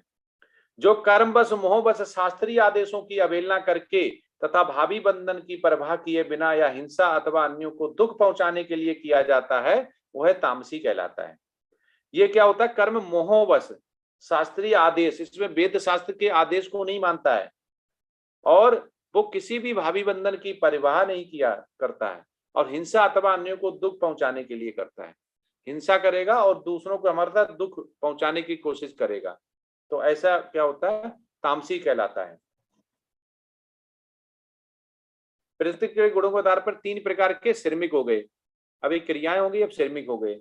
18.26 जो व्यक्ति भौतिक गुणों के संसर्ग के बिना अहंकार रहित संकल्प तथा उत्साह पूर्वक अपना कर्म करता है और सफलता अथवा असफलता में अविचलित रहता है, वह सात्विक कर्ता कहलाता है। वो कह रहे कि जो व्यक्ति भौतिक गुणों के संसर्ग के बिना, भौतिक गुणों के संसर्ग में नहीं आता है, अहंकार नहीं होता उसे, संकल्प तथा उसका पूर्वक अपना पूरा काम करता है, डिटर्मिनेशन होता है, उसमें एनर्जी होती है, एक्साइटमेंट होता है और सफलता अथवा असफलता में अविचलित नहीं होता, वो फेल होगा या पास होगा या बहुत ज्यादा लाभ होगा तो खुश नहीं होगा, हानि होगी तो दुख नहीं होगा, ऐसा संभाव रहता है, वो सात्विक कर्ता कहलाता है। 18.27 लेकिन वह कार्यकर्ता जो अपने श्रम के फल से जुड़ा हुआ है और जो जोश से उसका आनंद लेना चाहता है, जो लालची, ईर्ष्वाल और अपवित्र और खुशी और संकट से आगे बढ़ता है, जो उसकी प्रवृत्ति में एक कार्य करता है। जो कह रहा है कि जो अपने ही उसमें प्रवृत्ति रहता है कि हम ये आएगा, हम और ज्यादा रात दिन चौगुनी मेहनत करेंगे और पैसा बनाएंगे, दुगना करेंगे, तिगुना करेंगे, चौगुना करेंगे, उसी में आनंद लेता रहता है। वो बहुत ही लालच उसके अंदर भरा होगा, ईर्ष्वाल भी होता है और अपवित्र और खुशी और संकट से आगे बढ़ता है, उसका मन पवित्र नहीं होता है, ना अच्छा वो सोचता है कि हम भगवान निष्काम कर्म करेंगे, हमेशा वो सकाम कर्म में रहता है। जो कर्ता सदा शास्त्रों के आदेशों के विरुद्ध कार्य करता रहता है, जो भौतिकवादी, हठी कपटी तथा अन्यों का अपमान करने में पटु है तथा जो आलसी, सदैव खिन्न तथा काम करने में दीर्घ सूत्री है, वह तमोगुणी कहलाता है। तो तमोगुणी की पहचान बहुत ही अलग से है कि वो क्या होता है, वेद शास्त्रों के आदेश को बिल्कुल नहीं मानता है, अपनी मर्जी से चलता है, पूरा भौतिकवादी, हठी कपटी तथा अन्यों का अपमान करने में पटु होता है, बहुत विलक्षण शक्ति जिसको बोलते हैं वैसी होती है इसमें करने के लिए। और तथा जो आलसी, सदैव खिन्न तथा काम करने में दीर्घ सूत्री और तमोगुणी कहलाता है। आलसी होता है, सदैव खिन्न रहता है, परेशान रहता है, जॉय नेचर नहीं होता है, हैप्पीली नेचर नहीं होता है और किसी को भी कुछ भी अगर उसको करने को दिया जाए तो बहुत टाल मटोल करके वो काम करता है। 18.29 हे धनंजय, अब मैं प्रकृति के 3 गुणों के अनुसार तुम्हें विभिन्न प्रकार की बुद्धि तथा निर्धारण के विषय में विस्तार से बताऊंगा, तुम इसे सुनो। अब वो क्या कह रहे हैं कि इसको सुनो। और 18.30 हे प्रथापुत्र, वह बुद्धि सतोगुणी है जिसके द्वारा मनुष्य यह जानता है कि क्या करनी है और क्या नहीं, किससे डरना चाहिए और किससे नहीं, क्या बांधने वाला है और क्या मुक्ति देने वाला है। वो कह रहा है कि वो बुद्धि सतोगुणी है, बुद्धि सतोगुणी है जो बोला गया कि जिसमें कि आप मन कंट्रोल करो, बुद्धि कंट्रोल करो तो वो सतोगुणी हो जाएगी और कि वो जानता है कि मुझे क्या करना है और क्या नहीं करना है। पाप से हमें डरना चाहिए, पुण्य से हमें नहीं डरना चाहिए। हमें भौतिक आसक्ति बांध लेगी, आध्यात्म आसक्ति नहीं बांधेगी, बंधन से छूट जाएगा। तो क्या मुक्ति देने वाला है, किससे हमें मोक्ष मिलेगा, किससे हमें मुक्ति मिलेगी, भगवत धाम कैसे जाएंगे, वो ये सब जान जाता है, वो बुद्धि सतोगुणी होती है। हे प्रतापुत्र, जो बुद्धि धर्म तथा अधर्म, करड़ी तथा अकरड़ी कर्म में भेद नहीं कर पाती, वह राजसी है। एक बुद्धि होती है जो धर्म, धर्म क्या होता है, भगवान का आदेश, तथा अधर्म, करड़ी तथा अकरड़ी कर्म में भेद नहीं कर पाती, उसको नहीं पता चल पाता, वो कभी धर्म करता है, कभी अधर्म करता है, कभी करणी करता है, कभी अकरणी करता है और कर्म भेद में वो भेद नहीं कर पाती, वो है राजसी है। 18.32 जो बुद्धि मोह तथा अहंकार के भसीभूत होकर अधर्म को धर्म तथा धर्म को अधर्म मानती है और सदैव विपरीत दिशा में प्रयत्न करती है, वह तामसी है। ये हमेशा उल्टा ही काम करेंगे, हमेशा उसको जो आदेश नहीं मानना, बोला कि ये गीता में लिखा हुआ तो उसका उल्टा करेंगे, ये वेद शास्त्र में लिखा हुआ उल्टा करेंगे। तो इसी में जो जिसको बोला गया ज्ञान वैराग्य तथा अपरा तथा परा प्रकृति के कार्यों को इसमें जो भक्त होता है वो समझ जाता है, उसी हिसाब से वो भगवान की कृष्ण भावना भावित होकर कर्म करता है। तो जैसे ही पिछले चैप्टर में देखा ओम तत् सत जो आया था, वो शब्दों से क्या प्रकट होता है? शब्दों से प्रकट होता है कि ये शब्द पुरुषोत्तम परम पुरुष विष्णु के सूचक हैं। तो जो इनको ऐसे समझ जाता है वो सतोगुणी से शुद्ध सतोगुणी में जाता है, और जो फल की इच्छा करता है, सकाम कर्म करता है, उसकी बुद्धि वैसे ही काम करती है। और जो बुद्धि अंधकार है, जिसको नॉलेज नहीं है, डार्क रहता है, उसको वेद शास्त्र से कोई मतलब नहीं है, वो ऐसा तामसी कहलाता है। 18 पॉइंट। अब प्रकृति के 3 गुणों के आधार पर 3 प्रकार के निर्धारण होते हैं, निर्धारण, तो डिटर्मिनेशन। 18.33 हे पार्थ, वह निश्चय जो अटूट है, जो योग साधना द्वारा निरंतरता के साथ है, और इस प्रकार मन जीवन इंद्रियों के कार्यों को नियंत्रित करता है सात्विक तरीके में। वो कह रहे हैं निश्चय जो अटूट है, जिसका डिटर्मिनेशन बहुत है कि हमें सुबह उठ के माला जप करनी है, मंगल आरती देखनी है, ऐसा जो करता है, और वो निरंतरता के साथ, और इस प्रकार मन जीवन इंद्रियों के कार्यों को नियंत्रित भी कर लेता है। किसको? मन को कर लेता है और इंद्रियों को कर लेता है, तो बुद्धि हो जाएगी। तो ऐसा सात्विक तरीके में है। लेकिन हे अर्जुन, जिस धृति निश्चय से मनुष्य धर्म अर्थ तथा काम के फलों में लिप्त बना रहता है, तो धर्म क्या होता है? भगवान का आदेश, उसी आदेश को मान के अर्थ किया जाता है। लेकिन अर्थ में जब हमारी, जिसको सकाम कर्म बोला गया है, जिसमें हमारी लालसा आ जाती है, लालच आ जाता है, वो ऐसे काम के फलों में लिप्त रहता है, वह राजसी बोला जाता है। हे पार्थ, जो धृत निश्चय स्वप्न भय शोक विषाद तथा मोह के परे नहीं जाती, ऐसी दुर्बुद्धिपूर्ण धृति तामसी है। तो इसको बोला गया कि तामसी है, कि जो कि निश्चय तो करता है लेकिन वो भय शोक विषाद तथा मोह के परे नहीं जा पाता है, तो वो ऐसा तामसी बोला गया है। भौतिक प्रकृति के साधनों के आधार पर 3 प्रकार की खुशियां होती हैं। 18.37 जो प्रारंभ में विष जैसा लगता है, शुरू में तो बड़ा विष जैसा, जैसे हम दवा खाते हैं तो जैसे किसी को शुगर हो जाती, बोला करेला खाओ, आंवला खाओ, तो कितना कड़वा होता है, लेकिन वो आयुर्वेद के हिसाब से बहुत फायदा देता है। ऐसे ही कड़वी चीज जो होती है वो हमें राहत देती है। जरूरी नहीं हर कड़वी चीज हमें सही ना हो, लेकिन कड़वी चीज बहुत फायदा भी देती है। तो वही कहना चाह रहे, जो प्रारंभ में विष जैसा लगता है लेकिन अंत में अमृत के समान है, और जो मनुष्य के आत्म साक्षात्कार जगाता है, वह सात्विक सुख कहलाता है। कह रहे प्रारंभ में विष जैसा लगता है, जैसे एक माला जप करते हैं, 2 3 4 16 माला जप करने में बिल्कुल ही जैसे परेशान हो जाते हैं कि ये कहाँ फंस गया। तो शुरू में बहुत 1 से 2 2 से 4 करने में दिक्कत होती है, लेकिन जब एक बार उसका टेस्ट लग जाए, हायर टेस्ट, तो उसमें वो बहुत ही आनंद आता है, तो उसके अपने आप करने लगते हैं। तो वही बोला गया, शुरू में विष जैसा और बाद में वो अमृत लगता है। 18.38 जो सुख इंद्रियों द्वारा उनके विषयों के संसर्ग से प्राप्त होता है और प्रारंभ में अमृत तुल्य तथा अंत में विश्व तुल्य लगता है, वह रजोगुण कहलाता है। शुरू में क्या होता है कि इंद्रिय सुख, पिज्जा चल रहा है, दही बड़ा चल रहा है, चाउमीन पूरे दिन, चाट मसाले पकौड़े खूब खाए जा रहे हैं उनको, वो शुरू में कहते हैं क्या जिंदगी है, मैंने बहुत अच्छे काम किए होंगे, नौकर लगा हुआ है, गाड़ी है, एसी में बैठे हुए हैं, सोफा पे लेटे, पकौड़े चल रहे हैं। उसके बाद क्या होता है, बाद में जब वो बीमार होते हैं, जो पहले बताया गया कि जो रजोगुणी भोजन करते हैं, फिर वो डिसीज जब आती है तो वो जो खा रहे थे वो भी नहीं खा पाते हैं। तो ऐसे बोला गया कि बाद में वो क्या होते हैं, पहले तो बड़ा दिक्कत नहीं होती है, उनको अमृत तुल्य लगते हैं, खाते खाते रहते हैं, बाद में क्या होता है वो विष तुल्य हो जाते हैं, तो सब कुछ छोड़ना पड़ता है, शरीर खराब हो जाता है। तो ऐसा रजोगुणी कहलाया गया। तथा जो सुख आत्म साक्षात्कार के प्रति अंधा है, जो प्रारंभ से लेकर अंत तक मोह कारक और जो निद्रा आलस्य तथा मोह से उत्पन्न होता है, वह तामसी कहलाता है। तामसी वाले तो को बिल्कुल ही कोई साक्षात्कार नहीं होता, वो तो अंधा हो जाता है और हमेशा निद्रा आलस्य तथा मोह से उत्पन्न रहता है। उसको कभी कुछ बोलोगे तो कहेगा अभी थोड़ा आराम कर लूं फिर काम करेंगे, आराम कर लूं फिर काम करेंगे, तो ऐसा आलस भरा रहता है, मोह बहुत ज्यादा होता है। तो इसलिए हमें क्या है कि ये समझना चाहिए कि भगवान ने जो भी हमें आदेश दिए उसको हमें मानना, यही हमारा धर्म है, और धर्म के बेस पे ही हमें अर्थ करना चाहिए और उसके हिसाब से काम करना चाहिए, तो फिर हमें मोक्ष मिल जाएगा। 18.41 प्रकृति के गुणों के आधार पर 4 प्रकार के आश्रम होते हैं। वो क्या है? 18.42 शांति, प्रियता, आत्म संयम, तपस्या, पवित्रता, सहिष्णुता, सत्यनिष्ठा, ज्ञान, विज्ञान तथा धार्मिकता, ये सारे स्वाभाविक गुण हैं जिनके द्वारा ब्राह्मण कर्म करते हैं। तो ब्राह्मण क्या बोले? ब्राह्मण को वेद शास्त्र की नॉलेज होती है। ब्राह्मण पैदाइशी नहीं, कर्म से बोला गया है। यहाँ 4 प्रकार के आश्रम जो होते हैं ये कर्म से बोला गया है। तो यही अगर देखा जाए कि भगवत गीता का जो उपदेश वो क्या है? उपदेश ये है कि कर्म के फल की हमें आशा किए बिना, और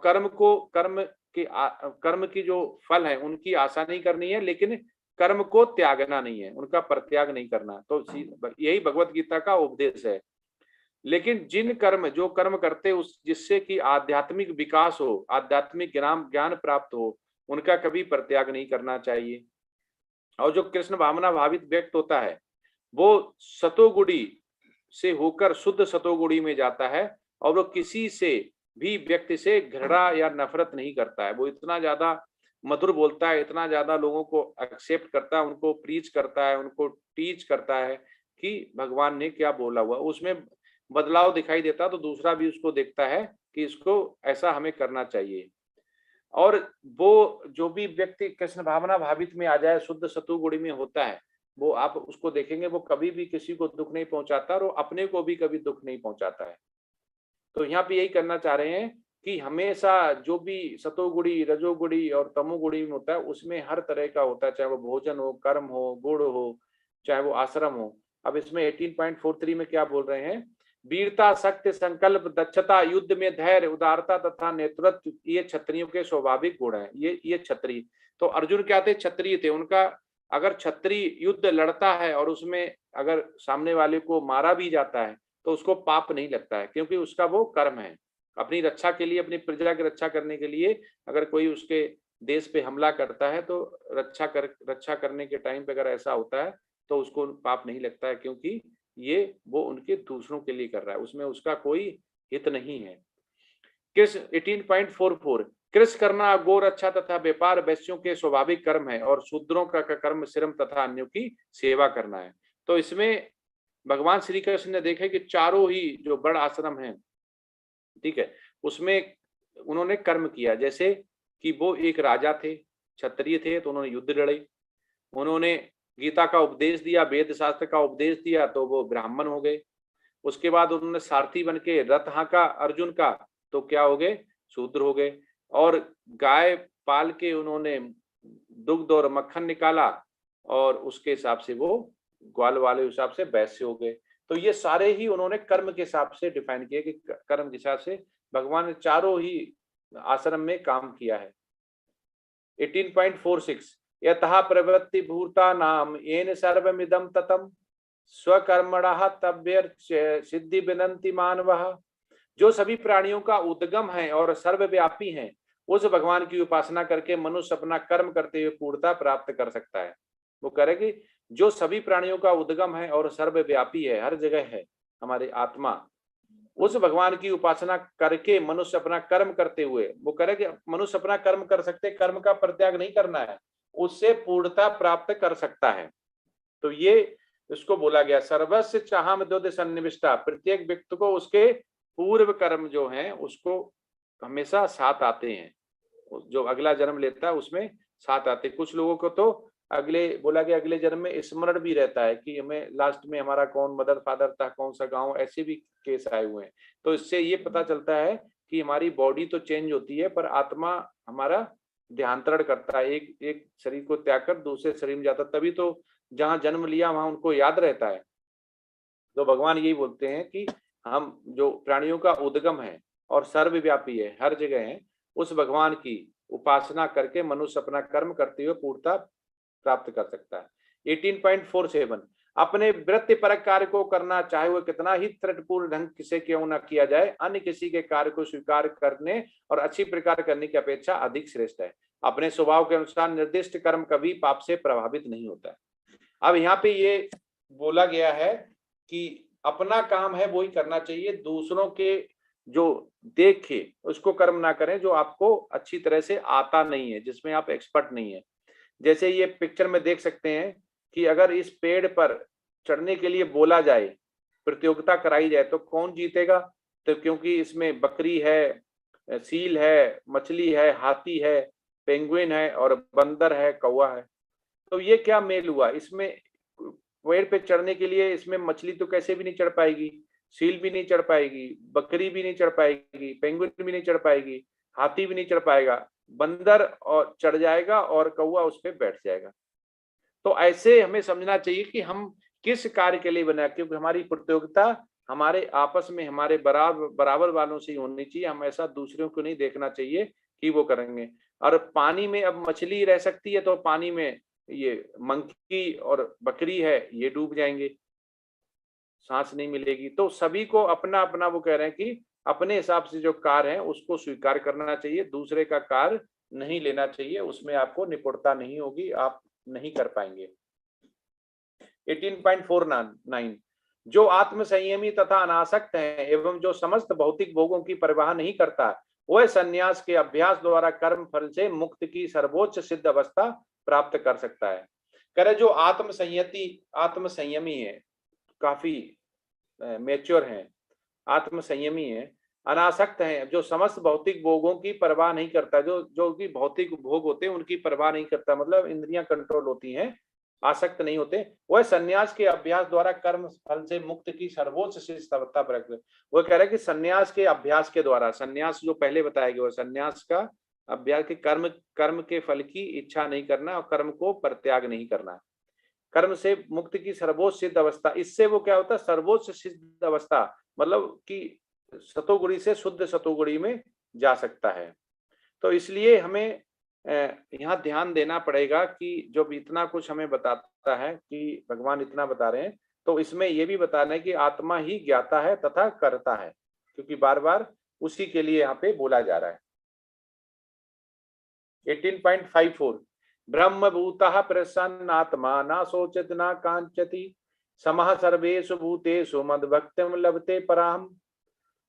इस प्रकार जो दिव्य पद पर स्थित है वह तुरंत पर ब्रह्म का अनुभव करता है और पूर्णतः प्रसन्न हो जाता है। वह ना तो कभी शोक करता है, ना किसी वस्तु की कामना करता है, वह प्रत्येक जीव पर संभाव रखता है। उस अवस्था में वह मेरी शुद्ध भक्ति को प्राप्त होता है। वो कह रहा है किस शुद्ध भक्ति में वो मुझे प्राप्त होगा? जो कि दिव्य पद पे, जो बोला गया मनुष्य भी दिव्य होता है, लेकिन क्या होता है, भौतिक के 3 जो गुण हैं प्रकृति के, उनमें वो लिप्त हो जाता है, संसर्ग में आ जाता है। लेकिन जो दिव्य पद पे स्थित रहता है, शुद्ध सतोगुण में है, तुरंत परम ब्रह्म का अनुभव करता है, पूर्णतः प्रसन्न हो जाता है। वही ना तो कभी शोक करता है, उसको कभी दुख नहीं होगा। अगर कोई हानि भी होगी तो उसको दुख नहीं होगा कि ये मुझे मिलना चाहिए, मुझे डीएम बनना चाहिए था, आईएएस ऑफिसर बनना चाहिए तो मैं नहीं बन पाया, ऐसा नहीं होता। उसका संभाव रहता है और ना किसी वस्तु की कामना करता है, उसकी किसी वस्तु की कामना नहीं होती है, कोई लालच नहीं होता। वह प्रत्येक जीव पर संभाव रखता है। वो प्रत्येक जीव जो है उसको मानता है ये भगवान का इसमें अंश है, ये मेरे लिए उसी अंश के बराबर है जैसे कि भगवान का दूसरा मनुष्य है, चाहे वो जीव हो, चाहे पक्षी हो, कोई भी हो। तो ऐसा कोई रखता है तो वह उस अवस्था में वह मेरी शुद्ध भक्ति को प्राप्त होता है, वो शुद्ध भक्ति में प्राप्त होता है, ऐसा बोल रहे हैं। 18.55 केवल भक्ति से मुझ भगवान को यथा रूप में जाना जा सकता है। जब मनुष्य ऐसी भक्ति से मेरे पूर्ण भावना व्रत में होता है तो वह बैकुंठ जगत में प्रवेश करता है। अब देखो, बैकुंठ जगत की उन्होंने चाबी दे दी जिसके लिए हम बोल रहे हैं, तो उसमें क्या बोले, केवल भक्ति से मुझ भगवान को यथा रूप में जाना, केवल भक्ति से। तो उन्होंने बता दिया कि केवल भक्ति से ही मैं मिल पाऊंगा। जब मनुष्य ऐसी भक्ति से मेरे पूर्ण भावनामृत में, जो बोला कि पूर्ण भावनामृत मतलब कि जब भी आपको मौका मिलता है कि आप कृष्ण भावना भावित हो जाते हैं तो उसको बोलते हैं पूर्ण। तो वह बैकुंठ जगत में प्रवेश कर सकता है, तो ऐसा बैकुंठ जगत में प्रवेश कर सकता है। 18.56 मेरा शुद्ध भक्त मेरे संरक्षण में मेरे समस्त प्रकार के कार्यों में संलग्न रहकर भी मेरी कृपा से नित्य तथा अविनाशी धाम को प्राप्त होता है। वो कह रहा है कि मेरा शुद्ध भक्त मेरे संरक्षण में, भगवान कह रहे मैं उसका शेल्टर ले लेता हूं, मैं उसको प्रोटेक्ट करता हूं, समस्त प्रकार के कार्यों में संलग्न। वो कह रहे कि ऐसा नहीं कि कार्य आपको परित्याग कर दो, वो क्या बोल रहे हैं कि समस्त प्रकार के कार्यों में संलग्न रहकर भी सभी प्रकार के आप कार्य कर सकते हो, कोई मना नहीं किए गए हैं, भी मेरी कृपा से नित्य, वो उनकी कृपा भी रहेगी, अविनाशी धाम को प्राप्त होता है। अविनाशी धाम मतलब जिसका विनाश नहीं होता, माने नहीं, विनाशी धाम को जिसको भगवान का धाम बोला गया है उसको प्राप्त होता है। 18.58 यदि तुम मुझसे भावना भावित होगे तो मेरी कृपा से तुम बद्ध जीवन के सारे अवरोधों को लाग जाओगे। लेकिन यदि तुम मिथ्या अहंकार बस ऐसी चेतना में कर्म नहीं करोगे तो मेरी बात नहीं सुनोगे तो तुम विनिष्ट हो जाओगे।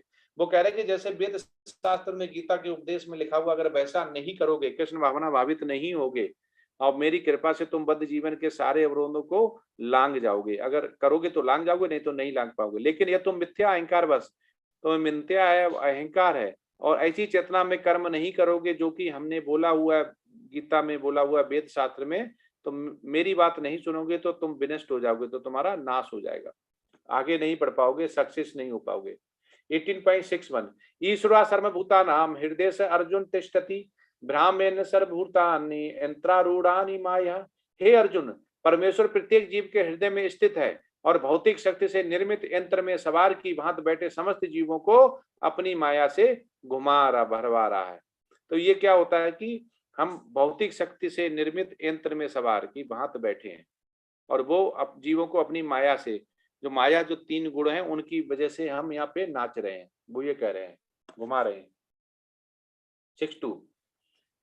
18.62 तमेम शरणम गच्छ सर्वभावेन भारत तत्प्रसादात्म पराम शांति में स्थानम प्राप्य सस्य शाश्वतम। हे भारत, सब प्रकार से उसी की शरण में जाओ, उसकी कृपा से तुम परम शांति को तथा परम नित्य धाम को प्राप्त करोगे। वो कह रहे कि सब उसी प्रकार की जो हमें अभी तक बताया है प्रोसेस, उसी के प्रकार के शरण में जाओ, उसकी कृपा से, भगवान की कृपा से तुम परम शांति को, तुम्हें शांति मिलेगी, एंजाइटी डिप्रेशन नहीं होगा, कलेश नहीं होगा, तथा परम नित्य धाम को प्राप्त करोगे। और दूसरा फायदा होगा, परम नित्य धाम को, वैकुंठ लोक को प्राप्त करोगे। 18.63 इति ते ज्ञानमाख्यातं गुहादुगुर्तं मया विमृष्टैर्ते दशे सेड इत्येछि तथा कुरुहा। इस प्रकार मैंने तुम्हें गुहरतम ज्ञान बतला दिया, इस पर पूरी तरह से मनन करो, तब जो चाहो सो करो। वो कहता है कि मैंने तुम्हें गमतर ज्ञान बता दिया, इस पर पूरी तरह से मनन कर लो, इसका सोच लो, इसके बारे में पूरा समझ लो, और तब चाहे सो करो, तुम्हारी मर्जी है, उसके बाद तुम डिसीजन ले सकते हो।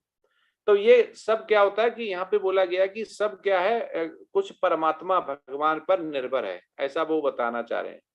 और जो हम दैनिक जितने भी कार्य करते हैं, जैसे इसमें बोला गया कि पूरी तरह से मनन करो, तो जितने भी हम दिन में काम करते हैं उसमें हमें प्रेरणाएं जो होती है, वो भगवान ये कहना चाह रहे हैं अभी तक का कि 3 तरह से हमें प्रेरणाएं मिलती हैं। वो 3 तरह की क्या है, जो पहले बताया गया, ज्ञान, ज्ञेय तथा ज्ञाता। ये 3 ही हमें समझने पड़ेंगे। अगर 3 हम ये समझ जाते हैं तो हम हमको मनन कर सकते हैं और भगवान को समझ सकते हैं। 18.65 मन मना भव मद भक्तो मध्याजी माम नमस्कुरु मामे वैश्य संत्यम ते प्रतिजाने प्रियो अस्मि। सदैव मेरा चिंतन करो, मेरे भक्त बनो, मेरी पूजा करो और मुझे नमस्कार करो। वो कह रहे कि सदैव मेरी चिंता करो, चिंतन करो, जब भी मौका मिले, जैसे अभी हम लोग गीता पढ़ रहे हैं, ऐसे सुबह मॉर्निंग में टाइम मिलता है तो आप माला जप करें, उसके बाद टेम्पल का जो लिंक है उसमें आप मंगल आरती करें, उसके बाद श्लोका रिसाइटेशन होता है एकादशी को, वो कर सकते हैं। सुबह माला जप के लिए ऑडियो चलता है, वो उसमें साथ करके माला जप कर सकते हैं। तो ऐसा करता है, नमस्कार करता है, इस प्रकार तुम निश्चित रूप से मेरे पास आओगे। वो कह रहे इस तरह से तुम निश्चित रूप से मेरे पास आ जाओगे। मैं तुम्हें वचन देता हूं क्योंकि तुम मेरे परम मित्र हो। वो कह रहे हैं मैं तुम्हें वचन देता हूं क्योंकि तुम मेरे परम मित्र हो। 18.66 सर्वधर्मानि परित्यज्य मामेकं शरणं व्रज अहम त्वाम सर्व पापेभ्यो मोक्षयिष्यामि महासुरचः। समस्त प्रकार के धर्मों का परित्याग करो और मेरी शरण में आ जाओ। वो कह रहे कि सभी प्रकार के धर्म जो कि वेद शास्त्र के हिसाब से नहीं है, तुम कर रहे हो अपनी मर्जी से, जितने भी धर्म है उन धर्मों का परित्याग करो जो मनुष्य ने अपने हिसाब से बना लिए हैं। मैं समस्त पापों से तुम्हारा उद्धार कर दूंगा। वो कह रहे कि मैं समस्त पापों से तुम्हारा उद्धार कर दूंगा, डरो मत। 18.67 ये जो 18.66 है, ये सभी लोगों को श्लोका पढ़ना चाहिए और याद करना चाहिए। बहुत ही अच्छा है, ये टॉप 20 में आता है, सबसे अच्छा श्लोका है। इसको जरूर पढ़ना चाहिए और इसको याद कर लेना चाहिए। बहुत अच्छा है क्योंकि इसमें थोड़ा डाउट होते वो क्लियर होते कि समस्त प्रकार के धर्मों का, किसी भी धर्म में हो, जाति व्यवस्था में हो, उसमें सभी का परित्याग करो और मेरी शरण में आओ। मैं समस्त पापों से तुम्हारा उद्धार कर दूंगा, डरो मत, सारे पापों से उद्धार कर दूंगा। 18.67 यह गुम ज्ञान उनकी कभी भी ना बताया जाए जो ना तो संयमी है, ना एकनिष्ठ है, ना भक्ति में रहता है, ना ही उसे जो मुझसे द्वेष करता है। वो कह रहे इस ज्ञान को किसको ना बताया जाए, जो कि संयमी नहीं है, ना तो संयमी है, ना एकनिष्ठ है, और ना भक्ति में रत है, ना ही उसे जो मुझसे द्वेष करता है। जैसे इसमें 170 या 150 लोग ज्वाइन हुए थे फर्स्ट डे, उसमें निकल के आज 50-60 बच्चे हैं। तो वो क्या कर रहे हैं कि वो उनको ज्ञान कभी नहीं आ सकता, उनको बताना भी नहीं चाहिए, क्योंकि वो संयमी नहीं है, एकनिष्ठ है। उनको संयमी होते तो रुकते, सुनते, नहीं रुके, एकनिष्ठा नहीं है, भक्ति में रत नहीं है, उससे मुझसे द्वेष करता है, जो भगवान को नहीं मानता है। 18.68 जो व्यक्ति भक्तों को यह परम रहस्य बताता है वह शुद्ध भक्ति को प्राप्त करेगा और अंत में वह मेरे पास वापस आएगा। वो कह रहा है जो व्यक्ति भक्तों को यह परम रहस्य बताता है, समझाता है, उनको भगवान के कृष्ण कॉन्शियसनेस में लगाता है, कृष्ण भावना भावित, कृष्ण भावना अमृत में लगाता है, वह शुद्ध भक्ति को प्राप्त करेगा। ऐसा जो भक्त है वो शुद्ध भक्ति को प्राप्त करेगा और अंत में वह मेरे पास वापस आएगा। तो इसलिए श्लोक का रिसाइटेशन हो गया, माला जप हो गया, कृष्ण महामंत्र हो गया, जो भी ये जपता है उसको क्या बोला जाता है कि वह शुद्ध भक्ति की तरफ जाता है।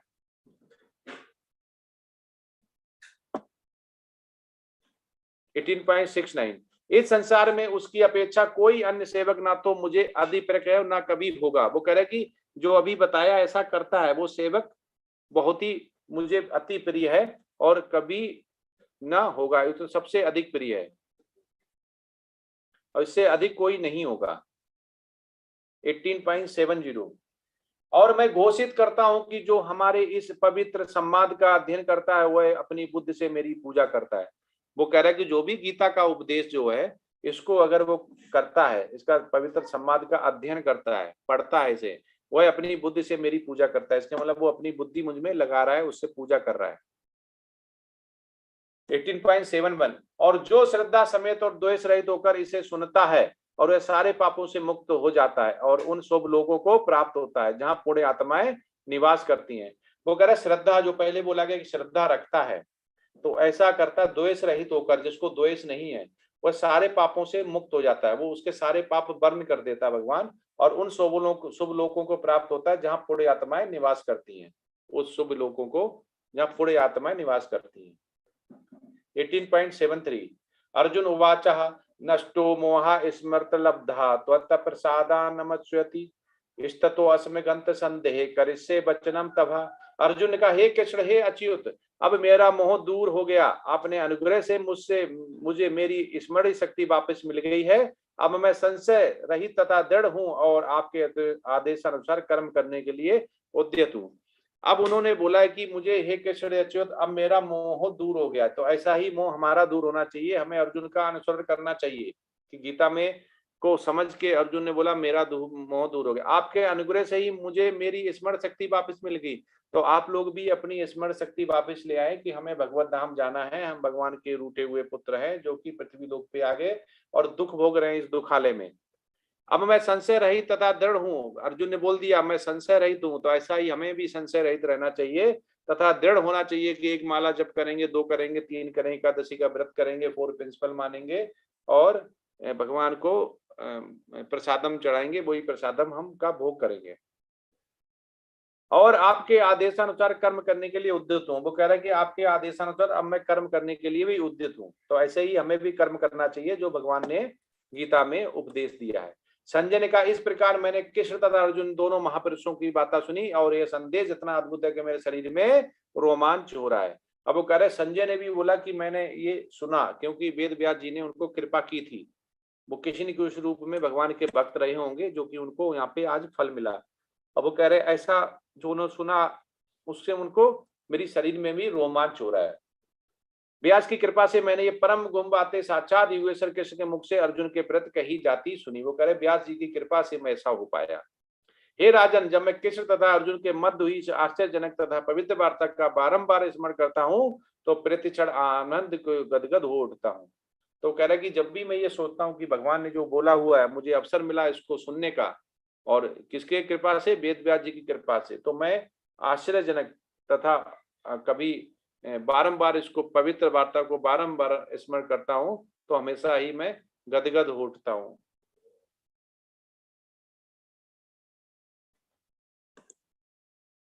एट 17.78 यत्र ईग्वेश्वरः कृष्णो यत्र पार्थो धनुर्धरः तत्र श्री विजयो भूति दुर्बो नीतिमर्तिमरम।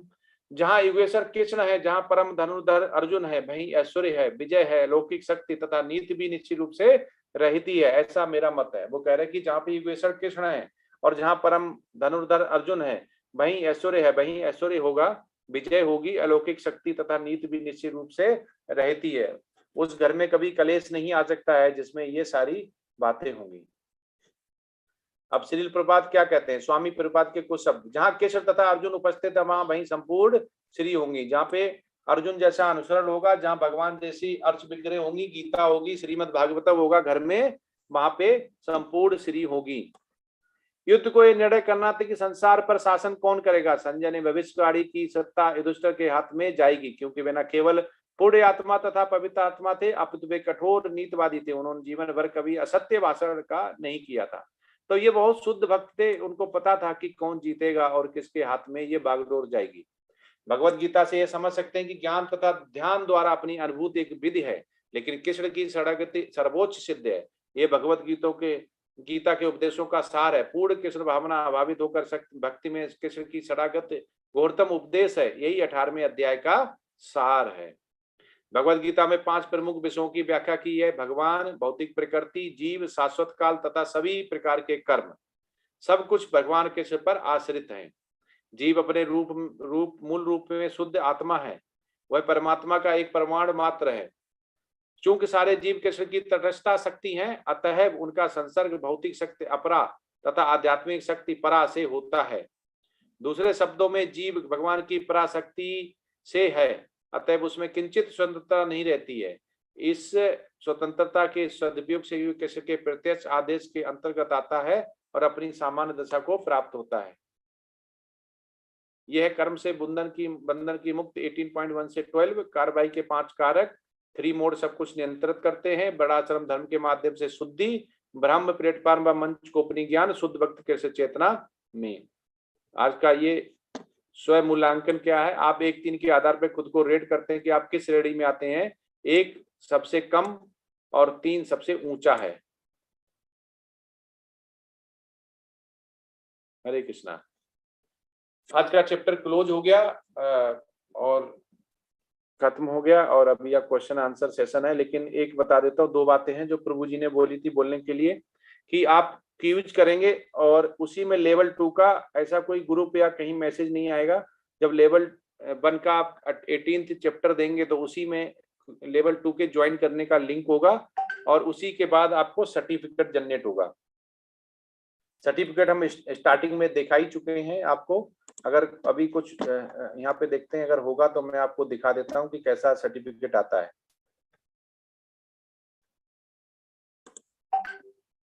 सर्टिफिकेट जनरेट होते हैं। हाँ, ये रहा है एक सर्टिफिकेट, मैं आपको दिखाता हूँ।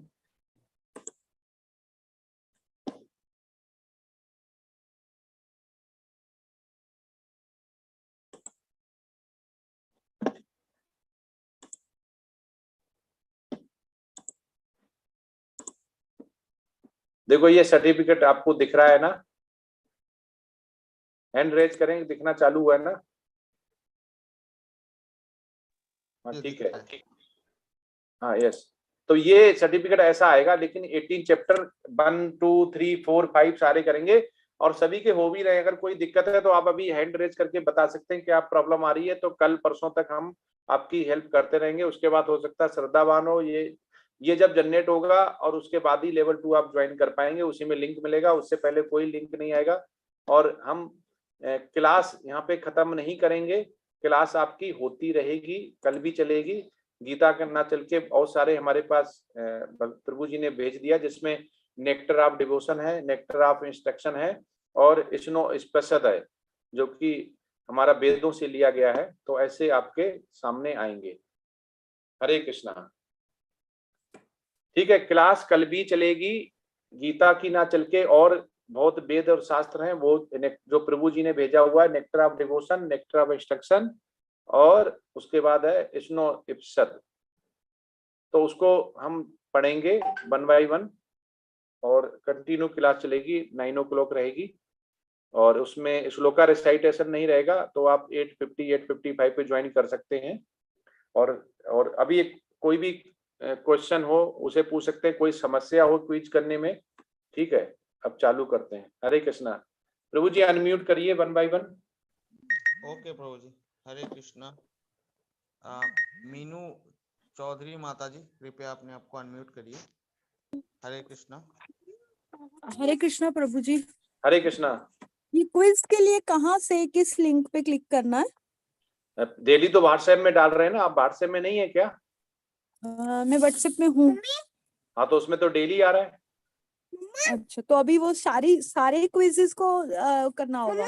हाँ, सारे क्विजेस को करना होगा, 1 से लेकर 18 तक करना होगा, तभी सर्टिफिकेट जनरेट होगा। वहीं पे लेवल 2 का लिंक आएगा।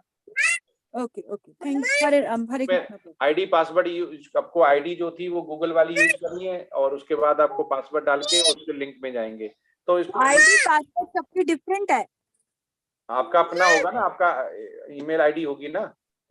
देखो, अच्छा, मैं आपको दिखाता हूँ। 1 मिनट स्क्रीन, 1 मिनट में सभी को डेमो दिखाता हूँ।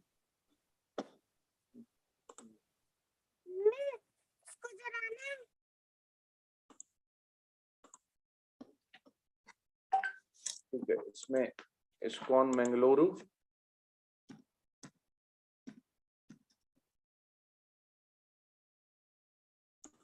कहाँ से आएगा वो दिखाई दे रहा है प्रभु जी?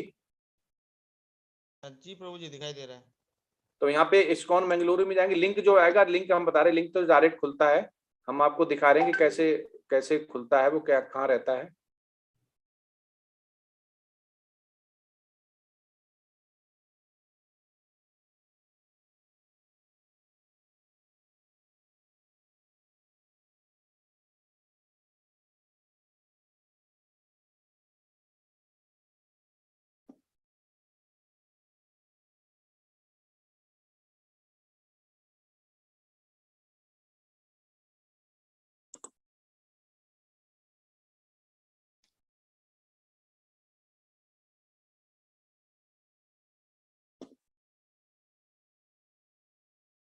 इसमें हिंदी वाला आपको सीधा लिंक मिलेगा, अभी प्रभु जी डाल देंगे। तो ऐसा ये लॉगिन यहाँ पे आता है और लॉगिन टू इनरोल यहाँ पे आता है। तो आप नए में लॉगिन अगर जिसने नहीं किया है, फॉरगॉट पासवर्ड करके कर ले, रजिस्टर यहाँ पे कर सकता है, ठीक है। और इस जिसने कर रखा, तो जैसे ये मेरा आप देख रहे हैं कि यहाँ खुल रहा है, ठीक है। Quiz 2, quiz chapter 4, chapter 5, chapter 6, chapter 7 आप ये स्टार्ट कर सकते हैं, ठीक है। तो मैं तो टीचर हूँ, इसलिए मुझे ये उसके लिए दिया जाता है, ट्रायल के लिए। तो आप इसको एक्सपेंड करके चैप्टर 1, चैप्टर 2 के यहाँ पे एक्सपेंड करेंगे। यहाँ पे लेसन कंटेंट होगा, यहाँ पे आप इनेबल कर सकते हैं और लॉगिन करके चालू कर सकते हैं इसको। तो ये ऐसे करके आता है, लॉगिन टू इनरोल। तो लॉगिन टू इनरोल कर सकते हैं, यहाँ पे ऑप्शन आता रहता है, यहाँ पे आप चालू कर सकते हैं, ठीक है। तो इसमें अभी मैं लॉगिन करता हूँ, ठीक है। मेरा लॉगिन हो गया। Go to my account. अब ये देखो, ये कंप्लीट मैंने ट्रायल के लिए किया हुआ था, तो मेरे में ये डे 0 वाले ही आ रहे हैं। तो आप देखोगे मेरे वाले में डे 0 वाले आ रहे हैं, वो नहीं आ रहे हैं।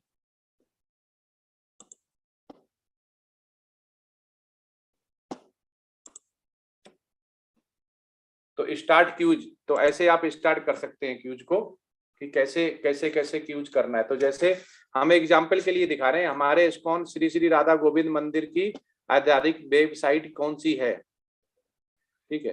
तो इसको आप देख सकते हैं कि कौन सी है, तो इसमें कोई भी टिक मार सकते हैं, लेकिन आपको पता है तो आप वो करते हो। ये ऐसे नहीं आएंगे आपके, तो चैप्टर वाइज आएंगे। ये फॉर एग्जाम्पल के लिए है कि कैसे होगा, ठीक है। तो ये एग्जाम्पल के लिए है कि कैसे होंगे, तो इसलिए इसको हमें वैसे ही करना है जैसा कि हम करते हैं। तो क्यूज आपको पढ़ के और उसमें करना है। तो इसमें जैसे हमने पहला किया हुआ है, अब इसको हम चेक करते हैं, तो यहाँ पे पता चलेगा ग्रीन हो गया, मतलब कि करेक्ट है। फिर नेक्स्ट चलते हैं, क्या आपने हमारे इस्कॉन श्री श्री राधा गोविंद मंदिर के आधिकारिक ट्यूब चैनल को सब्सक्राइब किया है? नहीं, मुझे नहीं पता, नहीं मुझे नहीं पता, हाँ ये वाला होगा। ठीक है, तो ऐसे करके 10 होंगे। फिर हो गया, क्या आपने हमारे इस्कॉन श्री राधा मंदिर के आधिकारिक फेसबुक का अनुरोध किया है? यस, हाँ ये हो गया। एक ट्रायल के लिए दिखा रहे हैं, ये 0 डे 0 का है। क्या आपने इस्कॉन मंगलुरु वेबसाइट पर जाकर क्यूज के नामांकन किया है? हाँ, यहाँ वाले नाम जा रहे क्यूजिस में आप नामांकन कर सकते हैं, क्योंकि मेहनत बेकार नहीं जानी चाहिए। आपने इतना तपस्या की है तो तपस्या का फल जो है सर्टिफिकेट कि हमने आपको किया हुआ है, भगवान के लिए कुछ हमने किया हुआ है, सेवा दी हुई है, तो उसका जरूर मिलना चाहिए। अब इसमें है कि पाठ्यक्रम के संदेह का अन्य चिंताओं के मामले में किससे संपर्क किया जा सकता है? व्हाट्सएप ग्रुप में एडमिन, मीटिंग में कोहोस्ट, वेबसाइट वॉलंटियर, उपरोक्त सभी। ये एक रिहर्सल ट्रायल है, मतलब ऐसे नहीं आएंगे आपको तो उसके बन के होंगे। तो हमारे टीचर हैं तो हमें ट्रायल के लिए दिया गया, तो ऐसा नहीं आएगा आपका कि एडमिन ग्रुप में क्या है। कक्षा में क्या शिष्टाचार देखना चाहिए? सभी।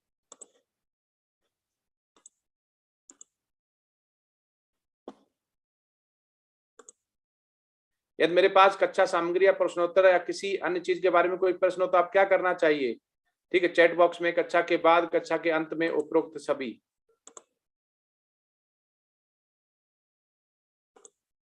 ठीक है, यदि प्रश्नोत्तरी के बारे में कोई प्रश्न है तो मुझे उत्तर कैसे मिलेंगे? व्हाट्सएप पर कक्षा के अंत में अपना प्रश्न, उपरोक्त सभी।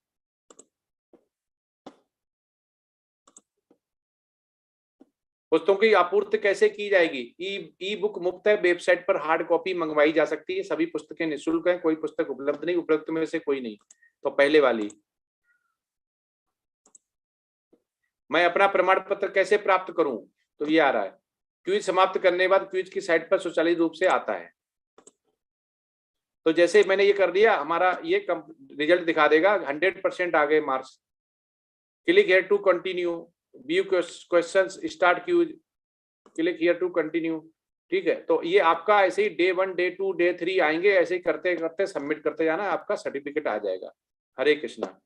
ठीक है, ये मैंने पूरा आपको बता दिया, लिंक अभी प्रभु जी डाल देंगे और आप अपना चालू कर सकते हैं। हरे कृष्णा। हरे कृष्णा। रामेश्वर चौधरी प्रभु जी, कृपया अपने आप को अनम्यूट करिए। हरे कृष्णा। रामेश्वर प्रभु जी। हरे कृष्णा। अभिषेक राणा बोड़ा प्रभु जी, कृपया अपने आप को अनम्यूट करिए। हरे कृष्ण प्रभु जी। हरे कृष्णा जी। इस तटस्था शक्ति के विषय में थोड़ा अवलोकन करें। अभी तो आपको बताया गया था ना कि तटस्था शक्ति क्या है। जी, मैं उतना खास फॉलो कर नहीं पाया, क्योंकि मतलब परा शक्ति तो चलिए मैं काफी मतलब ग्रहण कर चुका हूँ, लेकिन तटस्था शक्ति मैं कहीं प्लेस नहीं कर पा रहा उससे। मतलब नहीं, ये कह रहे कि जो जीव होते हैं वो कृष्ण की तटस्था शक्ति होते हैं। जी, इसका अर्थ क्या हुआ? तटस्था शक्ति जैसे कि हमारे, जैसे एक एक्सटर्नल हो गया, इंटरनल उनकी पोटेंसी हो गई। ठीक है, जैसे भौतिक शक्ति होती है वो अपरा शक्ति होती है। ठीक, आ माने नहीं, परा। और आध्यात्मिक शक्ति जो होती है ट्रांसडेंटल, वो परा होती है। जी, और चूंकि जो जीव है उनकी तटस्था शक्ति है, क्योंकि उसमें अंश है हमारे भगवान का। तो हम अंश है, तो हम पूर्ण तो नहीं है, वो पुरुषोत्तम है, हम पुरुष हैं। तो उनका जो भी शक्ति है, तो वो शक्ति हर तरह अलग अलग से बटी हुई है। तो उनका कोई जैसे राधा रानी होंगी, उनकी अतरंगा शक्ति हो गई।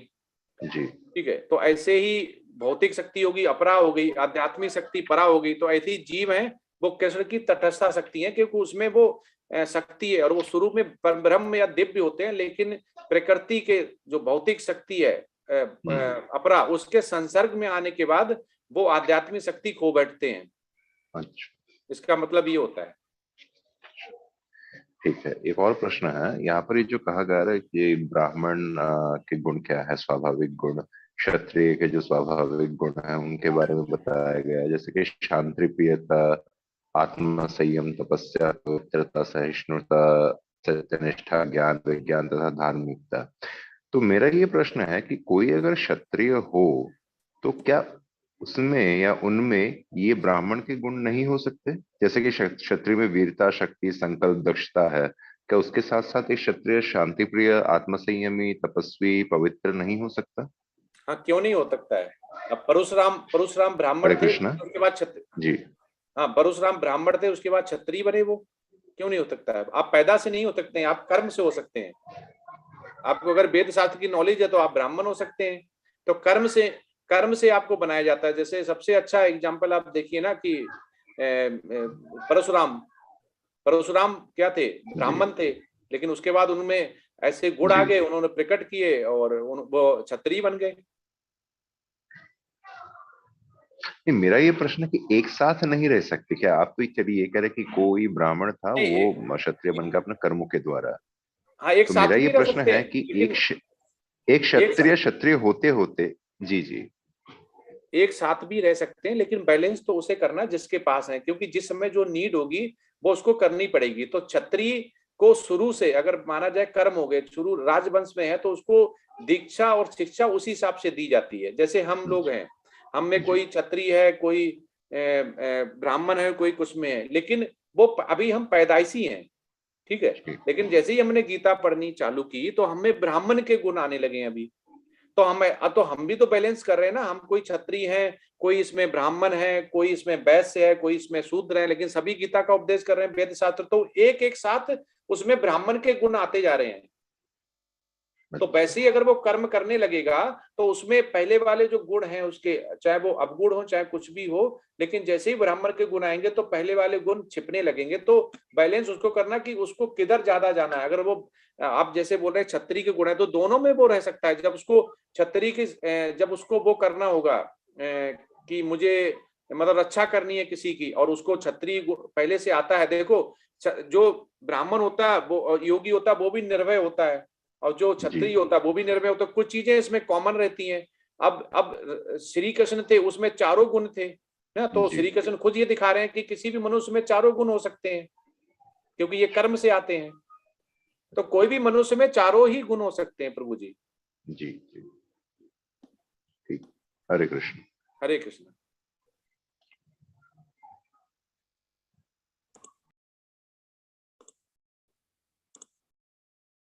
नेक्स्ट।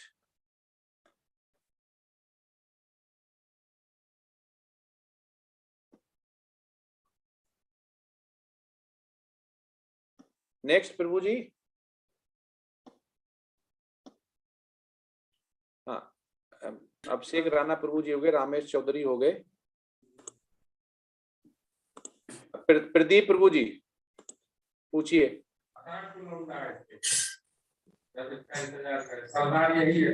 प्रदीप प्रभु जी। हरे कृष्णा। हरे कृष्णा प्रभु जी। हरे कृष्णा। हरे कृष्णा प्रभु जी। हरे कृष्णा। हरे कृष्णा। कहा था कि मैं इसमें ऐड नहीं हूँ।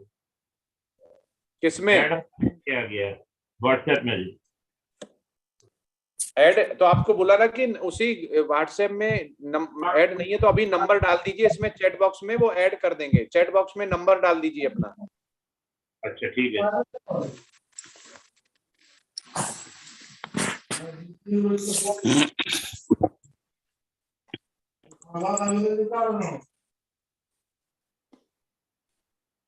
हरे कृष्णा प्रभु जी। हरे कृष्णा। हाँ, ये प्रदीप प्रभु जी। जी। हाँ, ये अपना नंबर आप दे दीजिएगा तो आपका नंबर ऐड हो जाएगा प्रभु जी।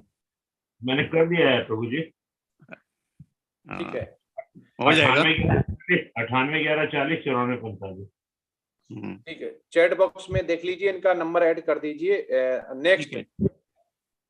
हरे कृष्णा। हरे कृष्णा। संगवान प्रभु जी, कृपया अपने आप को अनम्यूट करिए। हरे कृष्णा। हरे कृष्णा। संगवान प्रभु जी, आवाज आ रहा है? नेक्स्ट ले लो, नेक्स्ट। अशोक प्रभु जी, कृपया अपने आप को अनम्यूट करिए। हरे कृष्णा प्रभु जी। हरे कृष्णा। प्रभु जी क्षमा कीजिए, अभी हमने 18वें अध्याय में पढ़ा था कि भगवान श्री कृष्ण ने अर्जुन से कहा था तुम स्वभाव जन तुम्हारा गुण क्षत्रिय होने के कारण युद्ध करने का है। तो तुम्हें तुम्हारे द्वारा यदि कोई मारा जाएगा तो तुम्हें पाप नहीं चढ़ेगा। तो यदि ब्राह्मण ऐसा कोई क्षत्रिय वाले स्वभाव हो जाए उसका, और वो ऐसा कोई काम करे तो पाप चढ़ेगा। देखो प्रभु जी, उसका वही जो बोला गया है कि अगर क्षत्रिय जैसा कर्म करता है और क्षत्रिय जैसे गुण ला लेता है तो ऐसा कर्म से नहीं, वो तो क्षत्रिय थे शुरू से ही, लेकिन आप कर्म से भी क्षत्रिय हो सकते हैं। तो अगर ऐसा करोगे तो जैसे क्षत्रिय करता तो पाप नहीं पड़ेगा। लेकिन अब ब्राह्मण का कार्य क्या है? ब्राह्मण का कार्य क्या है? ब्राह्मण का कार्य सबको शिक्षा देना, ठीक है। अपना काम छोड़ के अगर वो दूसरे का काम करने लगे और क्षत्रिय काम करने लगे, ब्राह्मण का ब्राह्मण करे, क्षत्रिय करे, वैश्य का इसका करे, तो फिर वो कर्म से तो कर सकता है, पर उसका शुरू से जो स्वभाव है वो स्वभाव से वो करके तो ऐसा नहीं है कि उसको पाप लगेगा। लेकिन उसको फिर ब्राह्मण वाले जो गुण है उसका क्या होगा? वही मैं कह रहा हूँ, स्वभाव जन्म तो नहीं है वो, इसलिए उसको पाप लगना चाहिए जब स्वभाव जन्म नहीं है क्षत्रिय ब्राह्मण आदि। नहीं, यदि ब्राह्मण स्वभाव जन्म क्षत्रिय नहीं है, जब क्षत्रिय वाले काम करता है तो उसको पाप लगेगा फिर। नहीं, पाप अगर जो अर्जुन था, अर्जुन क्यों काम कर रहे थे? अर्जुन क्षत्रिय थे और भगवान ने उनको लीला के लिए बोला हुआ कि भगवान बोल रहे हैं इसलिए उन्हें करना है, तो इसलिए उनको पाप नहीं लगे। अगर ऐसा ही कोई ब्राह्मण है, अगर वो ऐसा कार्य करता है जिसमें भगवान बोलता है कि हमें फल की इच्छा नहीं करना, कर्म करना, भगवान का आदेश है, तो उसको पाप नहीं लगेगा। लेकिन वो क्षत्रिय वाला बागडोर संभाल ले कि मैं वही काम करूंगा जो क्षत्रिय करता है। जैसे अभी चाहे क्षत्रिय हो, चाहे सेना में हमारे सारे क्षत्रिय भी होते हैं और शूद्र भी होते हैं और ब्राह्मण भी होते हैं, लेकिन अगर वो किसी को आदेश के बगैर मारेंगे तो उनको पाप भी लगता है और सजा भी मिलती है। लेकिन एक युद्ध से, एक कंट्री का दूसरे कंट्री से युद्ध होता है, अगर तब मार देता है तो उसको परमवीर चक्र मिलता है ना फर्क? जी जी जी, हरे कृष्णा प्रभु जी। तो आदेश के बगैर कोई कुछ नहीं कर सकता है। जी प्रभु जी, हरे कृष्णा प्रभु जी। हरे प्रभु जी, गोलोक वृंदावन के विषय में आपने कहा था कुछ उसका महिमा बताएंगे, कुछ व्याख्या विवरण बताएंगे। तो अभी क्लास है ना हमारी, कल बंद थोड़ी हो गई आज। जी जी, हाँ, वही पढ़ेंगे अब तो।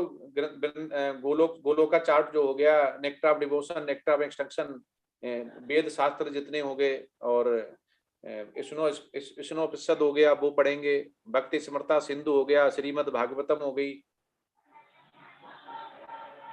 जी प्रभु जी, हरे कृष्ण प्रभु जी। प्रभु जी, भगवान के ब्रह्म, परमात्मा, भगवान सब एक ही है।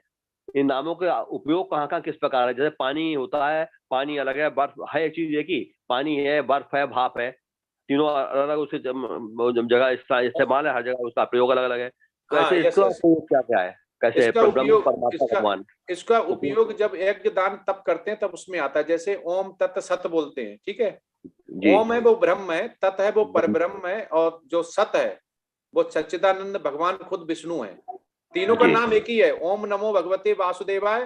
तो ओम बोल रहे हैं तब भी विष्णु है, नमो बोल रहे हैं तब भी है, भगवते बोल रहा तब भी है, वासुदेवाय बोल रहा तब भी है, ठीक है। तो ये कर्म कांड, और जब कर्म कांड करते हैं तो वेद में, शास्त्र में ऊपर, सबसे ऊपर आते हैं देवताओं से ऊपर, तब ये नाम बोला जाता है, जो कि इनका मतलब अलग होता है। लेकिन मंत्रोच्चारण जब हम लेते हैं तो जिससे इनका पुरुषोत्तम गुण का आता है विष्णु का, तो इसलिए इसको बोलता जाता है कि ये उनका यूज होता है जब हम कोई बहुत वेद शास्त्र के हिसाब से कर्म कांड करते हैं।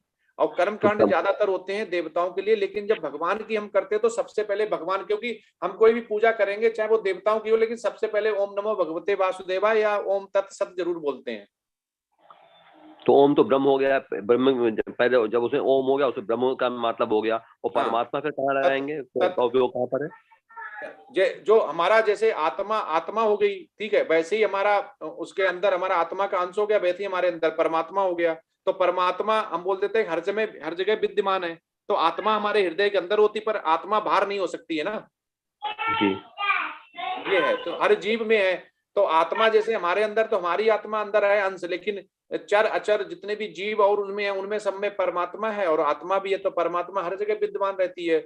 और ब्रह्म हो गया, जैसे गोलोका चार्ट में देखेंगे कि ब्रह्म के ऊपर हमारा वैकुंठ लोक और गोलोका चार्ट आते हैं। जो ब्रह्म को पूजते हैं वो गोलोका और वैकुंठ लोक नहीं जा पाते, क्योंकि वहां पे वो त्रिशूल से उनकी रक्षा करता है। तो ये फर्क और कहना और दोनों चीजें अलग हैं, तो इसलिए इनको अलग समझाया गया है कि आत्मा होगी जो चेतना हो गई, परमात्मा हर जगह विद्यमान है, हर कण में, हर जीव में है, और जो भगवान हो गए वो एक है, ईश्वर परमा कृष्णा सच्चिदानंद विग्रह है।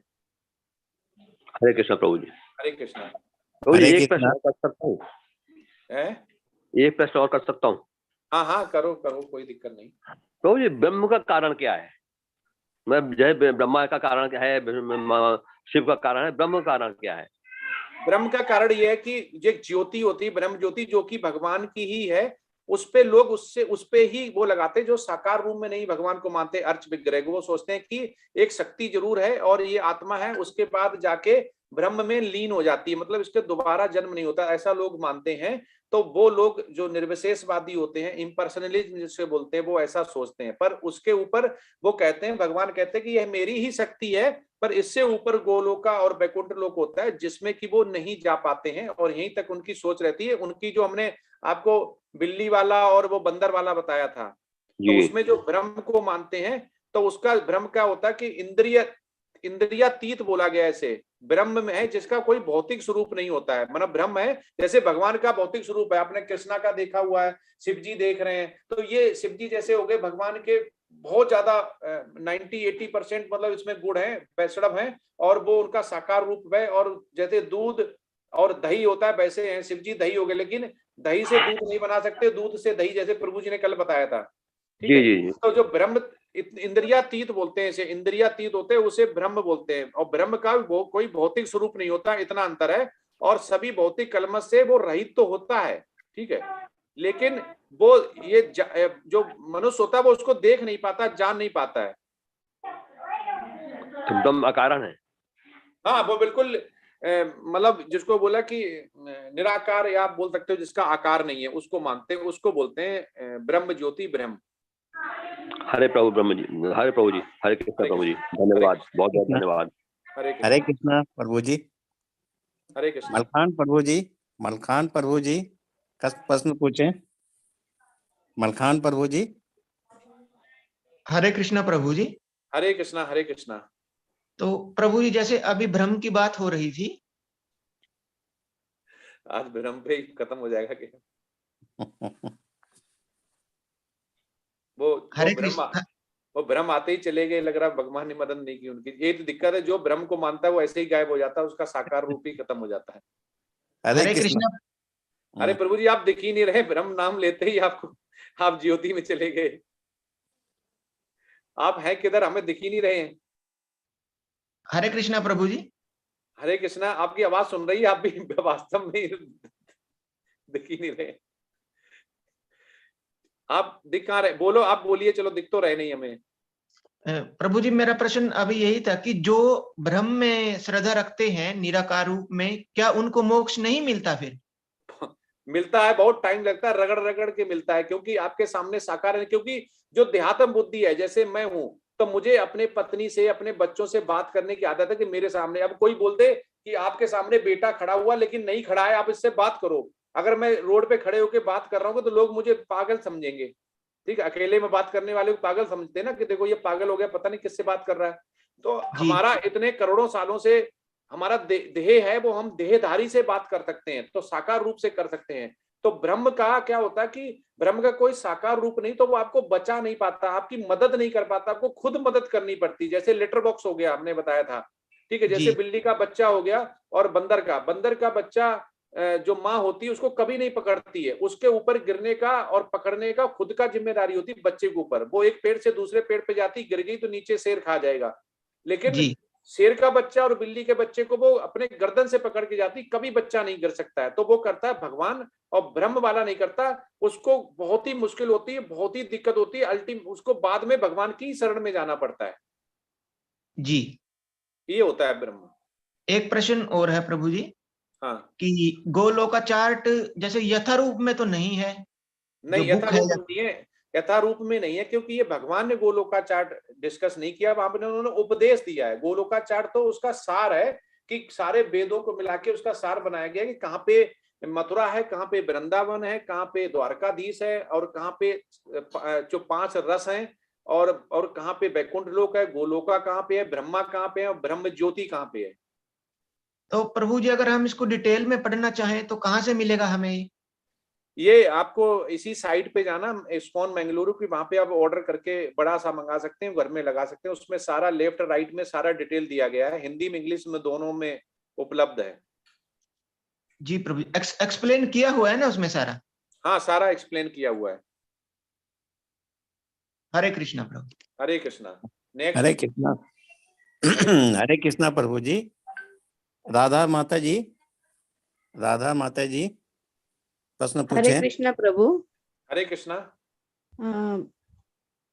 जैसे हम महामंत्र जाप करते हैं, सतोगुण हम रखते हैं, तो उससे आप कहते हैं बैकुंठ लोक मिलता है, इतना मुझे समझ आता है ना। फिर अगर हम ग्रहों के अनुसार भी सतोगुण से नहीं मिलता माता जी, आपने अभी तक समझ नहीं पाया। सतोगुण से केवल उच्च लोका मिलते हैं, शुद्ध सतोगुण में मिलता है। हाँ, शुद्ध सतोगुण में कि हम किसी भी तरह का वो ना रखें कि अपने किसी मतलब के लिए, तो हमें बैकुंठ लोक मिलता है। फिर अगर हम थोड़ा सा ये देखें कि हमें अपने ग्रहों का भी निवारण करना है, बोलते हैं जैसे कि भी आपको ये कुंडली में ये निवारण करना चाहिए, ग्रह दोष है, तो अगर हम उन दोषों का निवारण करते हैं तो फिर वो कर सकते हैं क्या? देखो माता जी, आप फिर ग्रह लेके आ गई, फिर कोई कुछ और लेके आ जाएगा, कोई मंत्रिक तांत्रिक। अभी भगवान ने क्या बोला हुआ, कहीं पे कुछ ग्रह आया क्या? नहीं, भगवान बोला कोई ग्रह फ्रह नहीं है। भगवान है, उसके नीचे देवता है, उसके नीचे गंधर्व है, उसके नीचे मनुष्य योनि है, उसके बाद नीचे पशु योनि है। भगवान बोला कोई कुछ नहीं, सीधे हम ही है। सर्वधर्मान्य परत्यज्य मामेकम शरणम व्रजा, बोला है ना। तो उन्होंने बोला कि बस यही जानना था। हाँ, कुछ भी नहीं, आप भगवान की केवल सेवा करो। कोई ग्रह किसी पे कुछ भी नहीं होता है। ये सब ग्रह जब भगवान के साथ सही हो जाते हैं, क्योंकि सबसे पहले आपने दूसरे चैप्टर में ही देखा था कि भगवान ने गीता का उपदेश सबसे पहले सूर्य देव को दिया है, विवस्वान को, उन्होंने मनु को दिया। तो ऐसे करके वो कहले राज विद्या है, हम उसी को देते हैं। तो वो जब सारे लोका, जितने उच्च लोका हैं, वो भगवान के अधीन है, वो आपका क्या क्या करेंगे जिसको भगवान ने खुद अपने अंदर शेल्टर दे दिया है। हाँ हाँ, बस यही जानना था। हाँ, तो भगवान के आप शेल्टर में चले जाइए, फिर कोई उनके अधीन है सब कुछ, सारा कुछ लोग उनका है, तो उनसे ऊपर कौन है फिर? वो तो नीचे वालों को ऑर्डर ही देते हैं। तो नीचे वाले को उनका जो खुद वक्त होता है उसको कोई नहीं टच करता है फिर। हरे कृष्णा प्रभु। हरे कृष्णा। हरे कृष्णा प्रभु जी। ये पल्लश्री माता जी प्रश्न पूछे। हरे कृष्णा प्रभु जी। हरे कृष्णा। मेरा सबसे पहले ये कि ये 18 दिन कैसे निकल गया बिल्कुल पता नहीं चला। मतलब मैं सुबह से कल से यही सोच रही हूँ कि आज मतलब खत्म हो जाएगा फर्स्ट चैप्टर। फिर मुझे ये, मैं एक्साइटेड हूँ लेवल 2 ज्वाइन करने के लिए। इनफैक्ट मैंने कर भी लिया, मैंने क्वेश्चन आंसर, मैंने क्विज भी कंप्लीट कर लिया। वहीं पे साइड में ऊपर डाउनलोड का ऑप्शन है सर्टिफिकेट का, वो भी मिल गया। बहुत खुशी माता जी। आप मैं बहुत ज्यादा एक्साइटेड हूँ। अभी आप मतलब क्वेश्चन आंसर के दौरान ही मैंने सारे क्वेश्चंस कर लिए थे। तो मतलब 100% कंप्लीट हो गया। तो यही है, जानना है कि मेरे कुछ फ्रेंड्स हैं जो कि ज्वाइन करना चाहते हैं लेवल 1 में। तो लेवल 1 का कब स्टार्ट होगा, आप मेरे को बता देंगे एक बार?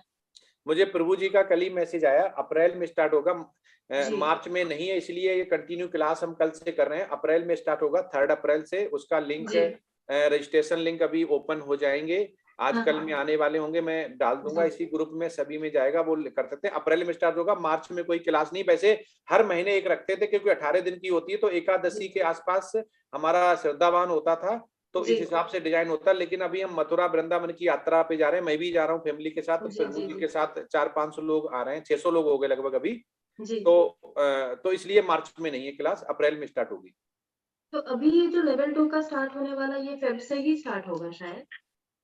लेवल 2 का आपने कर दिया, वो स्टार्ट हो जाएगा सैटरडे संडे या फ्राइडे सैटरडे रहेगा, प्रभु जी जैसा बोल रहे थे। सैटरडे संडे है 8 बजे। हाँ 8, तो वो स्टार्ट हो जाएगा उस दिन क्लास हमारी 18 डेज वाली। और ये जो होती है वो उस हिसाब से डिजाइन करते हैं कि उसमें लेवल 2 के रहते हैं, इसमें लेवल 1 के।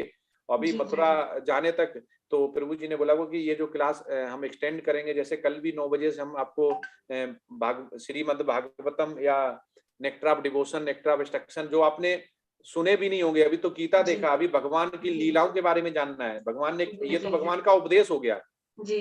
भगवान ने लीला क्या की, जिसमें शत्रुपा और निर्विशेष नाम से जब 3 पीढ़ियों में देवकी माता ने और वासुदेव ने वो की थी पूजा भगवान की, हजारों साल से, तब भगवान उनके यहाँ आए थे। जी तो ये भी जानना है कि कैसे आए थे। ऐसा थोड़ी है हमारे घर में जन्म ले लें, हमारे घर में तो वही बच्चा जन्म लेता है जो पूरे दिन पिज्जा मांगता है, ठीक है। तो वो भगवान तो बहुत ही मतलब तपस्या करने तब करने से मिलते। जब कृष्णा बुक में है कि भगवान जब चतुर्भुज लेके जब उनके देवकी माता के सामने आए तो देवकी माता ने बोले मेरी उसका क्या हुआ जो मैंने तपस्या की थी, मुझे तो प्रभु आपको बालक रूप में बच्चा जन्म जैसे लेते हैं वैसे चाहिए। तो भगवान ने अपने द्विभुज रूप में फिर वो नन्हे बालक बने, फिर तो लीला आपको पता ही है। तो ऐसे करके भगवान पूरी इच्छा करते हैं, जब उनको सामने वाले को जो उनका भक्त होता है वो भक्त की पूरी इच्छा करते हैं। उन्होंने बोला माता जैसी आपकी आज्ञा, माता ने जैसा बोला, उनको पता था कि ऐसा चाहिए तो उनका वैसा ही किया।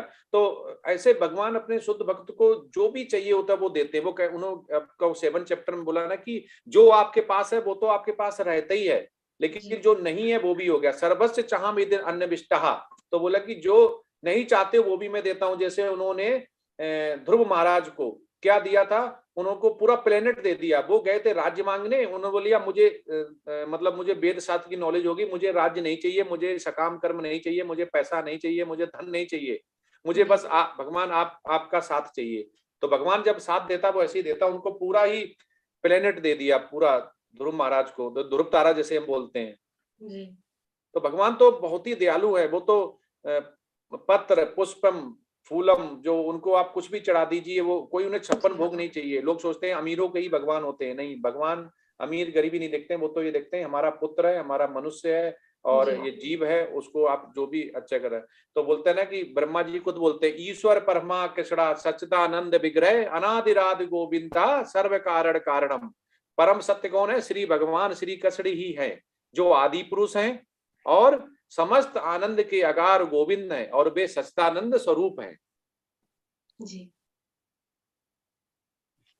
शुक्रिया प्रभु जी, बहुत अच्छा लगा। मतलब ये 18 दिन मतलब बहुत अच्छे से गया और काफी चेंजेस भी आए मेरे अंदर। पहले मैं बहुत ज्यादा इम्पेशंस हो जाती थी, छोटी छोटी बातों में इरिटेट हो जाती थी, बट बहुत सारे चेंजेस मैं खुद में देख पा रही हूँ।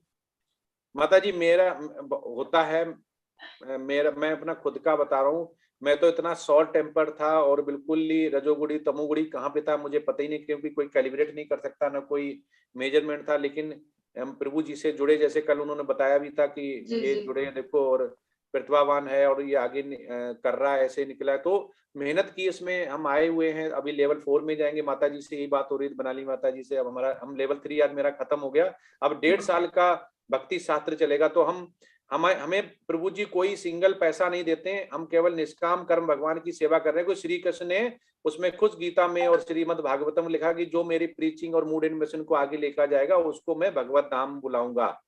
तो मैं निष्काम कर्म ड्यूटी भी जाता हूँ, सुबह क्लास 4:30 बजे उठ के मंगल आरती देखता हूँ, 16 माला जप करता हूँ, फिर मैं 6 बजे से हमारी क्लास होती है लेवल 3, कुछ में प्रेजेंटेशन होती है, 7:30 तक रहती है, फिर ऑफिस जाता हूँ, फिर शाम को आता हूँ, फिर 8 बजे से इसमें लग जाता हूँ, 8:30 से श्लोका रिसाइटेशन होते हैं, फिर 10-11 बज जाते हैं। कल तो हम 12 बजे सोए थे सुबह, फिर 4:30 बजे उठ गए, लेकिन मेरे चेहरे पर आपको लग रहा है कि हम केवल 3 घंटे सोए होंगे। जी नहीं, बिल्कुल नहीं। तो ये इसका फर्क पड़ता है। तो माता जी अभी आप माला बढ़ाइए, जिस दिन आपकी 16 हो जाएंगी वहां पे आपको आसपास कुछ भी नहीं दिखाई देगा, आपका कलेश खत्म हो जाएगा। अगर हस्बैंड बोल भी रहे होंगे कुछ तो आपके कान में आवाज नहीं जाएगी, वो कह रहा है ये तो ऐसे ही बोलते ही रहते हैं, कुछ फर्क नहीं पड़ता है।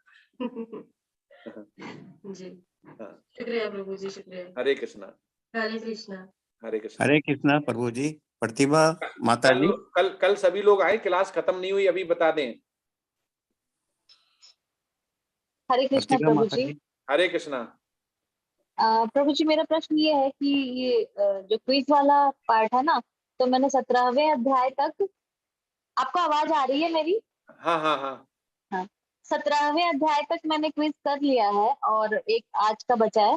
ये पूछना था कि क्या इसमें कोई मार्किंग सिस्टम है सर्टिफिकेट के लिए, या फिर कुछ प्रश्न अगर गलत भी होंगे तभी भी सर्टिफिकेट मिल जाएगा, ऐसा? नहीं, वो आपको सक्सेसफुल कंप्लीट पता चल जाएगा। 60-70% से ऊपर होने चाहिए, मतलब 10 में से 7 सही होने चाहिए। उनको आप दोबारा भी कर सकते हैं, मतलब एक बार गलत हो गया तो आपको पहले क्वेश्चन कॉपी में लिख लें कि ये वाला सही था तो दोबारा कर दो, अनलिमिटेड टाइम कर सकते हैं। तो इसमें मिनिमम 60 या 70% क्राइटेरिया रखा है, तो आप जैसे 17 तक हो गया तो 17 तक प्रोग्रेस दिखा रहा होगा कि 17 हो चुके हैं। जैसे ही 18वां करेंगे तो आपका सर्टिफिकेट हो जाएगा और बहुत सुंदर सर्टिफिकेट आता है, उसी में लेवल 2 का लिंक मिलेगा। जी जी, मेरा 1-2 अध्याय में 90% नंबर रहा है, तो मैंने सोचा कि उसको दोबारा से करूं या आगे बढ़ जाऊं। 90% सब मैं कहता है 70 या प्रभु जी ने 70 या 60 रखा है, तो उतने से ऊपर आते हैं बहुत अच्छा है। इतना ही आशा होती है उसमें। आप गीता सीखने का ज्यादा होता है, उसमें मार्किंग कम, लेकिन यह है कि आपको कुछ ना कुछ सीख के कुछ पासिंग मार्क्स लाने होते हैं, इसलिए वो रखा गया है। जी जी जी, धन्यवाद धन्यवाद। हरे कृष्णा। हरे कृष्णा। हरे प्रभु जी 10 हो जाता है और मैं आप सभी का बहुत बहुत धन्यवाद करना चाहती हूँ। आप सबने अपना बहुमूल्य समय हमारे जीवन को प्रकाशित करने के लिए, हमारे जीवन में ईश्वर की महत्ता को बढ़ाने के लिए अपना जो आपने समय दिया है उसके लिए बहुत बहुत धन्यवाद, बहुत बहुत धन्यवाद। हम हमेशा आपके आभारी रहेंगे। हरि बोल माता जी, हरि बोल। प्रभु जी 10 में से 6 क्वेश्चन अगर करेक्ट होता है तो उसके लिए वो पासिंग हो जाता है उसमें। हाँ 60% 6। हाँ यस। नेक्स्ट रामेश्वर प्रभु जी, कृपया अपने आप को अनम्यूट करिए। हरे कृष्णा। हेलो श्री प्रणाम प्रभु जी। हरे कृष्ण। हरे कृष्ण प्रभु जी। मेरा सवाल है प्रभु जी, गीता 18 अध्याय तक आपने समझाया, बताया, पढ़ाया, बहुत सारे लोग सुना, तो इसका अगर समझना है, इसका मुख्य रहस्य क्या ये समझाना चाह रहा है, क्या बताना चाह रहा है? क्योंकि देखिए जैसे जितना लोग जो सुनता है, सब कोई अपने अपने अर्थों से उसका भाव निकालता है। 1000 लोग समझा तो 1000 लोग अलग अलग भाव समझा, एक ही वाक्य को अलग अलग लोग अलग अलग तरह से समझता है। ये सही है कि नहीं? होता है ऐसा? हाँ यस। तो कहीं ना कहीं अगर सबको एक तरह का भाव समझना है, या आखिर एक मुख्य इसका क्या रहस्य समझाना चाह रहा है, इसके विषय में अगर कुछ बताए।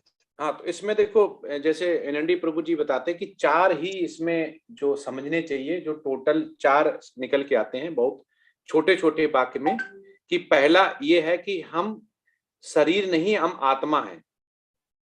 ठीक है जी सर। पहला यही आता है, बहुत छोटा छोटा, जो उसका सार पूरे को बता रहे हैं, हम शरीर नहीं आत्मा है। दूसरा है हमारा कि हम कर्म करें, उसकी फल की इच्छा नहीं करें। ठीक है जी ठीक है।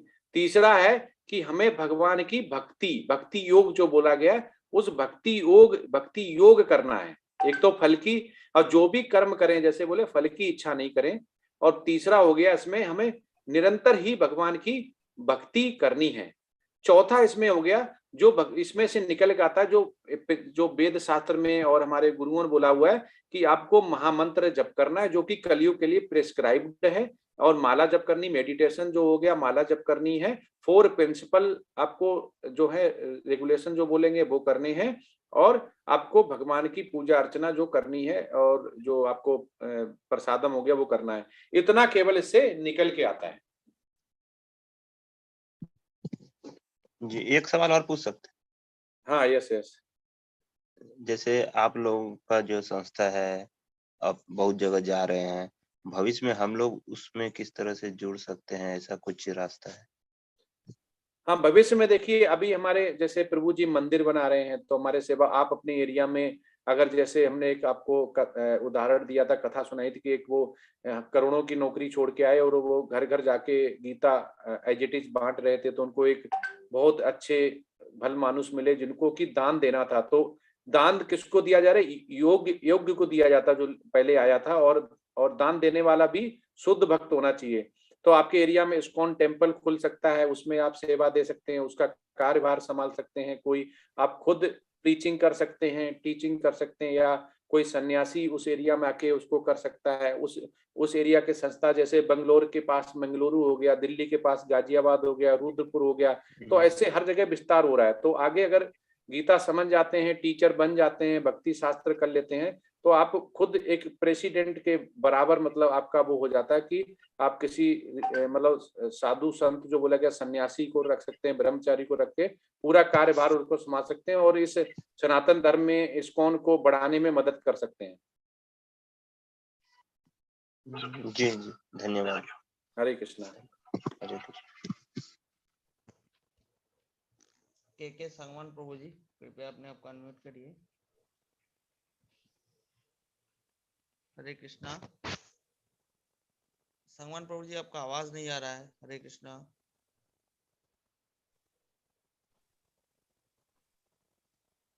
हरे कृष्णा। संगवान प्रभु जी, आपका आवाज नहीं आ रहा है। हाँ, आवाज नहीं आ रहा है। अच्छा, क्लास आज खत्म नहीं हुई, कल भी करेंगे, तो प्रभु जी का जो मैसेज आया है वो आप चालू कर सकते हैं। हमसे बोला गया NOI और NOD ऐसा करके बोला गया चालू करने के लिए, तो चालू करेंगे।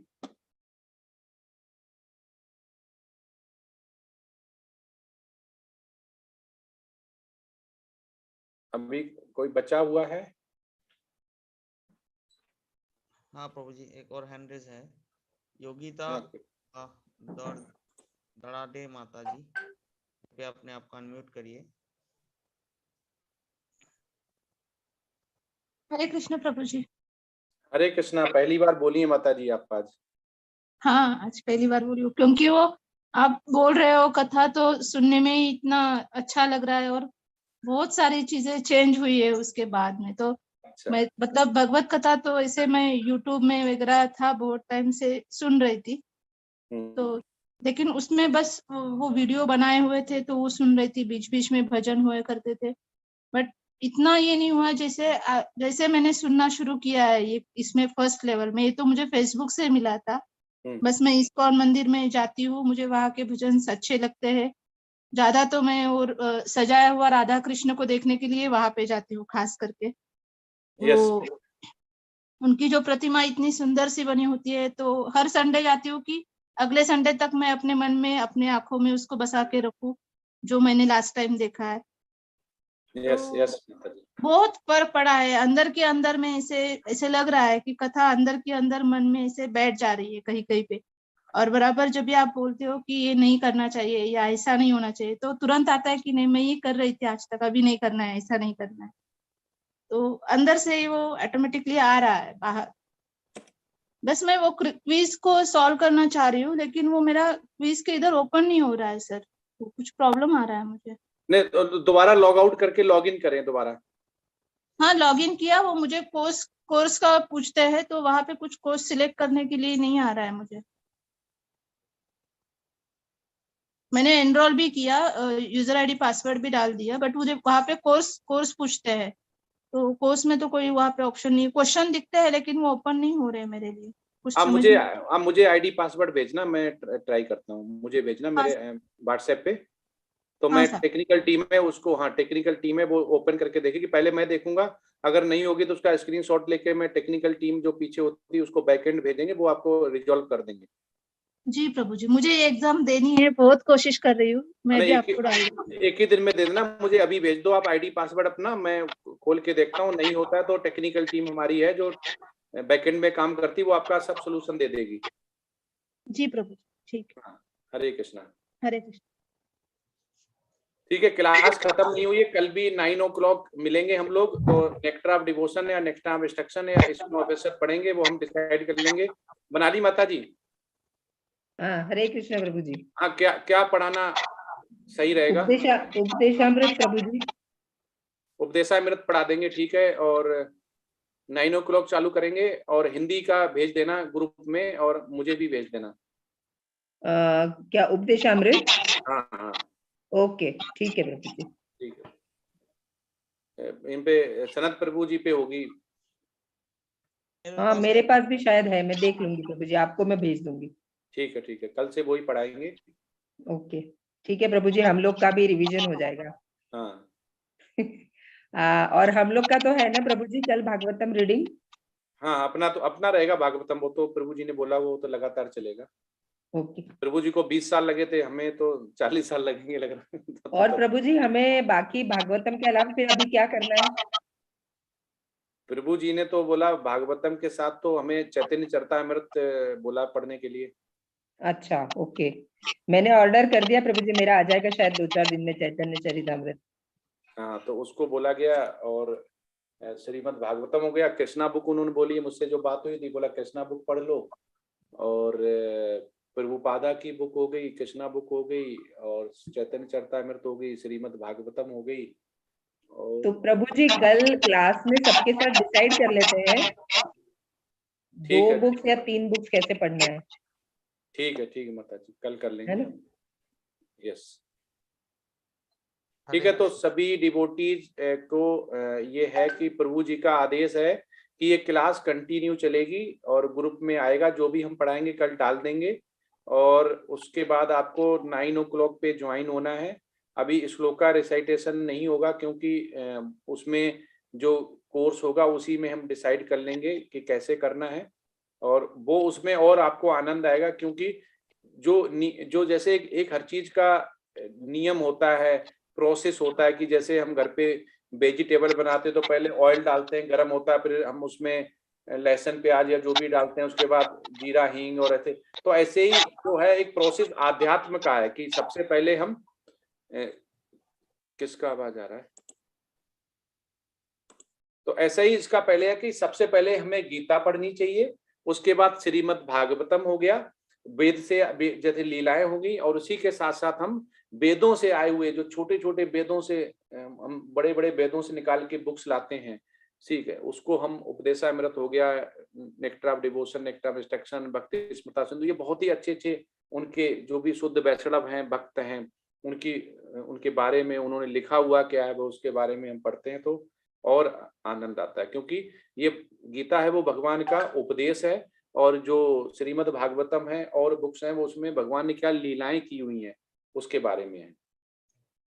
ठीक है, तो कल मिलेंगे, अभी चलते हैं।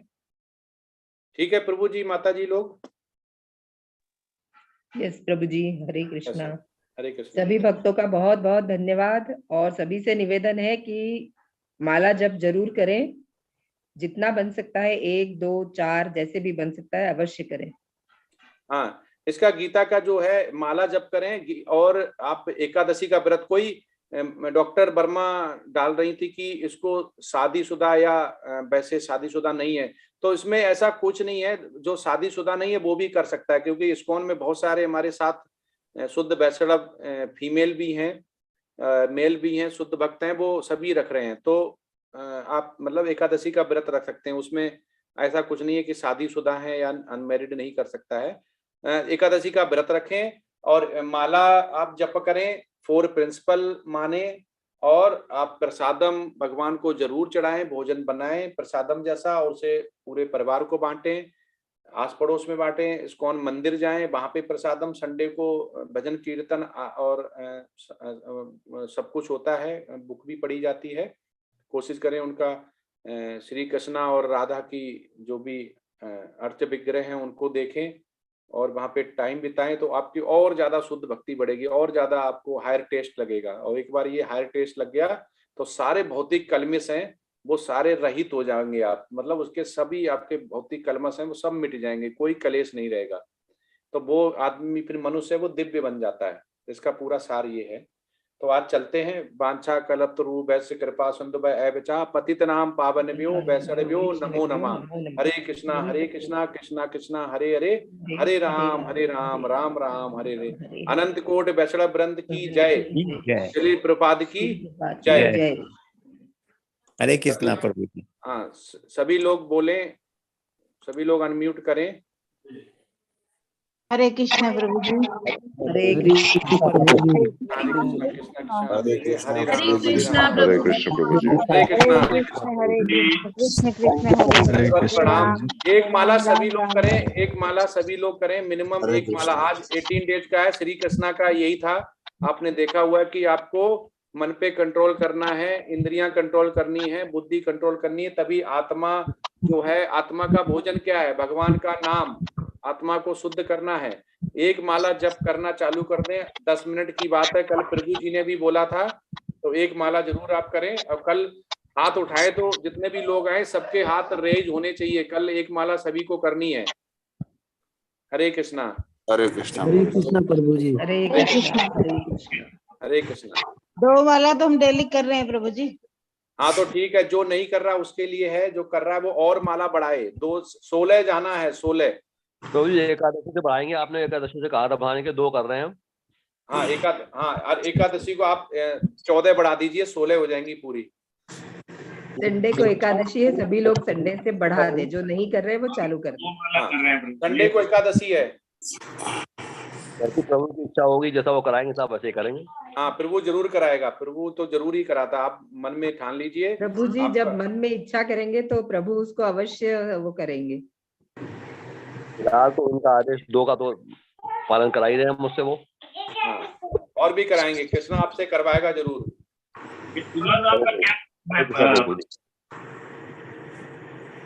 हरे कृष्णा। हरे कृष्ण। हरे कृष्णा। हरे कृष्णा। चलते हैं फिर सभी को। सभी को कोटि कोटि नमन की आपने 18 दिन, इस पूरे 18 दिन की जर्नी, पूरा मेहनत की। कोई 8:30 बजे आया और पूरा श्लोका रिसाइटेशन किया। माता लोग जो 2 लोग थी, पूनम गुप्ता माता जी, पल्लश्री माता जी ने काफी भगवान के जो प्रीचिंग है मूड एंड मिशन में सहयोग किया और सभी लोगों ने सुना। और बनाली माता जी का हम धन्यवाद करते हैं। सनत वर्मा प्रभु जी का, पीएन माता जी जो हमारे को होस्ट और एडमिन रहे थे, जिससे कि हमें थोड़ा भगवान की उपदेश प्रीचिंग करने में थोड़ा मुझे इजी हुआ। तो ये सब कृष्ण भावना भावित के लिए है। तो ऐसा ही हम करते हैं और लोग भी ऐसे ही बढ़ चढ़ के आगे हिस्सा लें और भगवान जो वैष्णव गीत हैं उनको सीखें, भजन करें, कीर्तन करें, किसी न किसी रूप में भगवान को सेवा जरूर दें। प्रभु जी भगवान हरे को कृष्णा प्रभु जी। धन्यवाद। कोट कोट प्रणाम के बाद आपको कोट कोट प्रणाम, कोट कोट दंडवत। आपके शुद्ध सानिध्य से और शुद्ध दिशा निर्देश से हमें बहुत कुछ प्राप्त हुआ प्रभु। ठीक है, हरे कृष्णा। हरे कृष्णा प्रभु जी। हरे कृष्णा हरे कृष्णा प्रभु जी। हाँ प्रभु जी, कल से बुक स्टार्ट करना है तो उसके पहले 10 मिनट डेली कोई ना कोई क्लास में से पार्टिसिपेंट डेली एक या तो भजन करे या कुछ करे। वैष्णव सॉन्ग्स वाला आप शेयर कर दीजिए ग्रुप में। और जो हम उपदेशामृत पढ़ेंगे उसमें सभी प्रभु जी रीडिंग में पार्टिसिपेट करेंगे सारे लोग। हाँ तो हमारा ये, हम जैसे पढ़े थे लेवल 1 से लेवल 2 में, हम लेवल 3 लेवल 4 में आ गए। अभी तो हमारा 1.5 साल का भक्ति शास्त्र होगा, उसमें सभी लोगों को एक एक पैराग्राफ पढ़ना पड़ेगा। ठीक है ना? सभी लोग पढ़ेंगे प्रभु जी। सभी को हम म्यूट अनम्यूट करेंगे टाइम पे, सभी लोग पढ़ेंगे। और 8:50 पे आपको, जैसे माता जी ने बोला 8:50 पे आना है, तो उसमें जो माता जी और प्रभु लोग हो गए वो अपना कोई गीत हो गया, वैष्णव गीत, और उसको अपना सुना सकते हैं, महामंत्र जप कर सकते हैं, कुछ भी है तो वो हम डाल देंगे अभी ग्रुप में। आपको कल 8:45 पे आना, पहले दिन टाइम लगेगा। उसके जो बाद भजन नहीं कर सकता प्रभु जी, वो चाहे तो गीता का एक श्लोक ही सुना दे। हाँ यस, श्लोक भी याद हो जाएंगे उस वजह से। हाँ, गीता के श्लोक भी सुना सकते हैं और आप बुक से रीडिंग भी कर सकते हैं। सेवा जरूर देनी है कल से। प्रभु जी वो जो इम्पोर्टेंट 20 श्लोक का हम लोग कर रहे हैं वो आप शेयर कर दीजिए सबके साथ। ठीक है, ठीक है, ठीक है माता जी। जी प्रभु जी। हरे कृष्णा। हरे कृष्णा। हरे कृष्णा प्रभु जी। हरे कृष्णा। सभी को कोटि कोटि नमन, दंडवत प्रणाम।